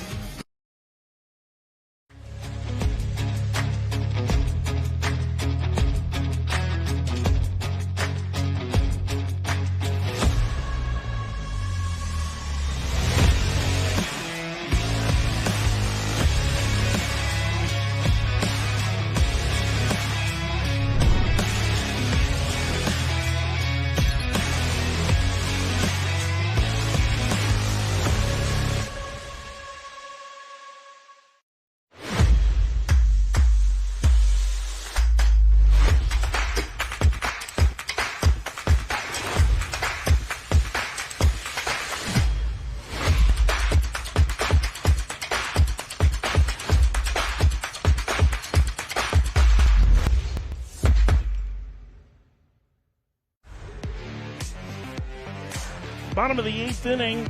Texas leading Illinois 15-6. Zach Bates is on for the Illini. A sophomore from Columbia, Missouri, out of Iowa Central Community College.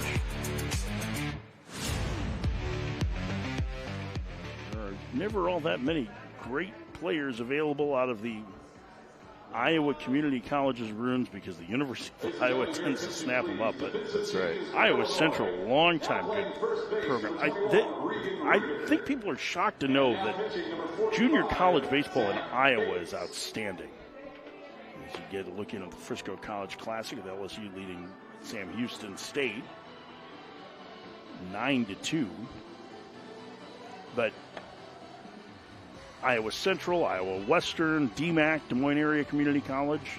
Yeah, DMAC. Dan Fitzgerald, the coach at Kansas, cut his teeth there. Yep. Is Indian River, is there an Indian? Yes, yep, Indian Iowa. River, yep. Kirkwood. In fact, the shortstop at West Virginia, Kreidler, Yes. is a DMAC. Kressler. Kressler's a DMAC player. Did you know that? He was a DMAC guy? I do recall that. Good player, you're right. Really good player. West Virginia was undefeated coming into the day. Steve Saban's in his first year as the head coach there after being a longtime assistant to the great Randy Mazie, who retired. I miss having Randy Mazie in college baseball, man. What a great character. Ethan Mendoza to lead things up.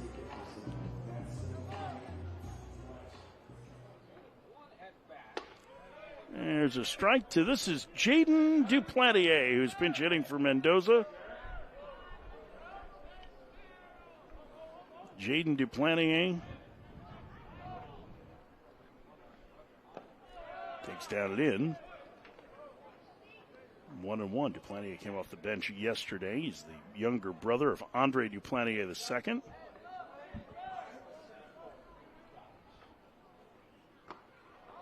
Takes low.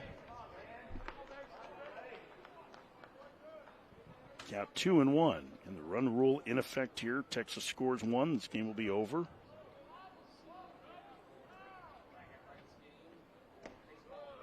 And the count is now 3-1 to Duplantier.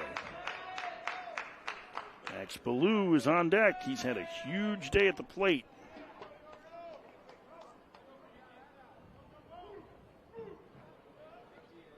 And that one ripped foul by Duplantier. It's 3-2.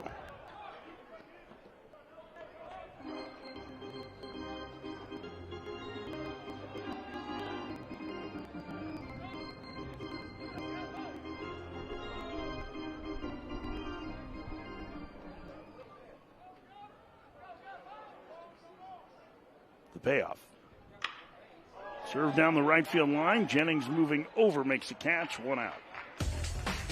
Been a big day for Max Ballou, the potential first rounder. Runes has been blasting the ball. Yeah, he's as advanced of it as a hitter as I've seen this year when you think about the quality of the bats, the pitch-to-pitch adjustments, feel for the barrel, but he's also strong as an ox. Just, he checks so many boxes as far as a hitter goes. Tied his career high with 4 hits today. And he hits it in the air to center. Groves fighting the sun, makes the catch, 2 outs.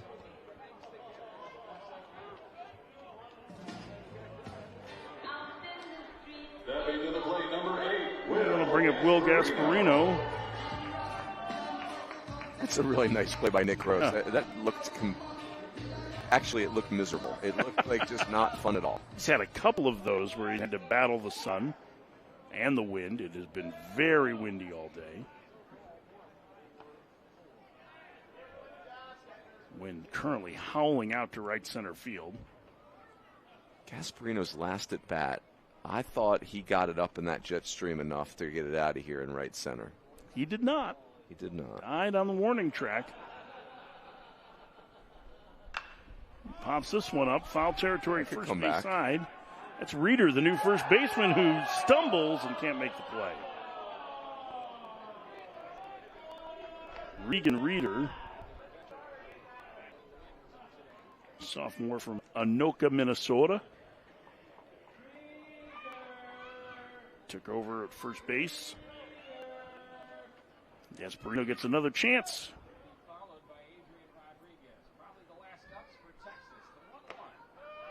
2-1.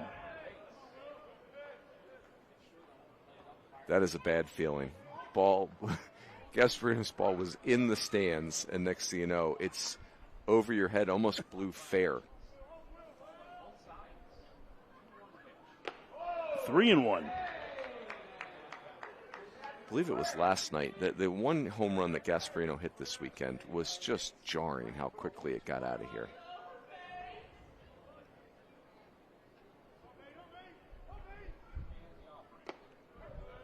Count's full. Yeah, he hit a blast. One of 3 homers that Texas hit last night. They have not hit a home run today. I think there's only been 1 homer in this game. And that was the Colin Jennings 3-run shot. And that despite the fact that the wind has been gale force. Mm-hmm. Yeah, the pitchers, I mean, I know there's a lot of hits up there and a lot of runs, but all in all, the pitchers did a really awesome job. I mean, it's really the one inning that just completely got away from Illinois. Swing and a miss. Gasparino down on strikes. 1-2-3 inning for Bates. We go to the top of the 9th. Texas 3 outs away from the Las Vegas College Baseball Classic Championship.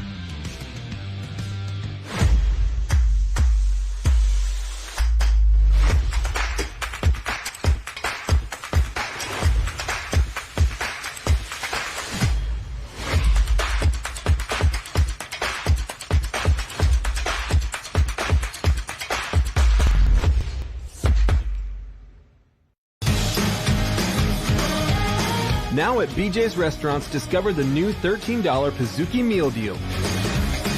With a choice of 8 great brewhouse entrees, like ham-breaded chicken parmigiana pasta or our classic cheeseburger. And the sweetest ending ever, a free personal Pizookie dessert. Your choice of signature flavors. An entree plus free dessert, just $13. That's a sweet deal. Only at BJ's Restaurant and Brewhouse. Top of the 9th inning, and the new pitcher for Texas is a transfer from Ole Miss, Grayson Saunier. The junior from Memphis Ruins. When he got to Ole Miss's campus, there was a ton of buzz about him. This is a really high-profile player that's ended up at UT.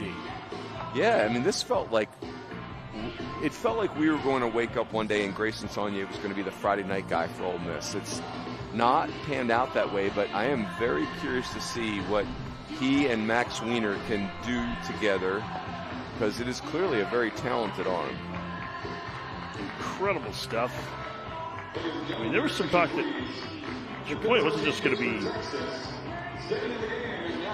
at some point at Ole Miss. As a freshman, the anticipation was that he was going to be a huge part of the weekend rotation. And that was an Ole Miss team that was coming off a national championship. So this is very exciting. New catcher for Texas is Oliver Service. Service from Detroit, the Detroit area, I should say. He's a terrific two-way player. Two-sport player in high school. Really good football player. Baseball was his sport. It's a sport that he loved. Got to know him a little bit when he was in high school. Nice kid, really nice kid. And leading off the 9th for Illinois, first baseman, number 21, Regan Reeder. Regan Reeder will be the first hitter in the 9th for Illinois, his first plate appearance. Texas 3 outs away from a championship. Grayson Saunier.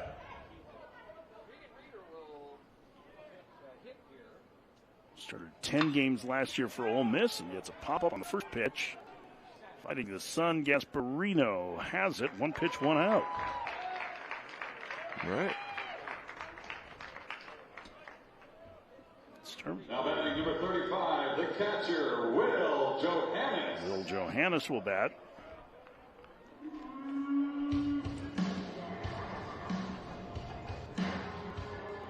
That's last year. Sonia made 10 starts for Ole Miss. ERA doesn't look good, 5.64. When you consider it was the SEC last year, though, that's probably about the league average. Johannes takes a strike. He was the Region 4 Defensive Player of the Year last year at Madison College. He is from Mukwonago, Wisconsin.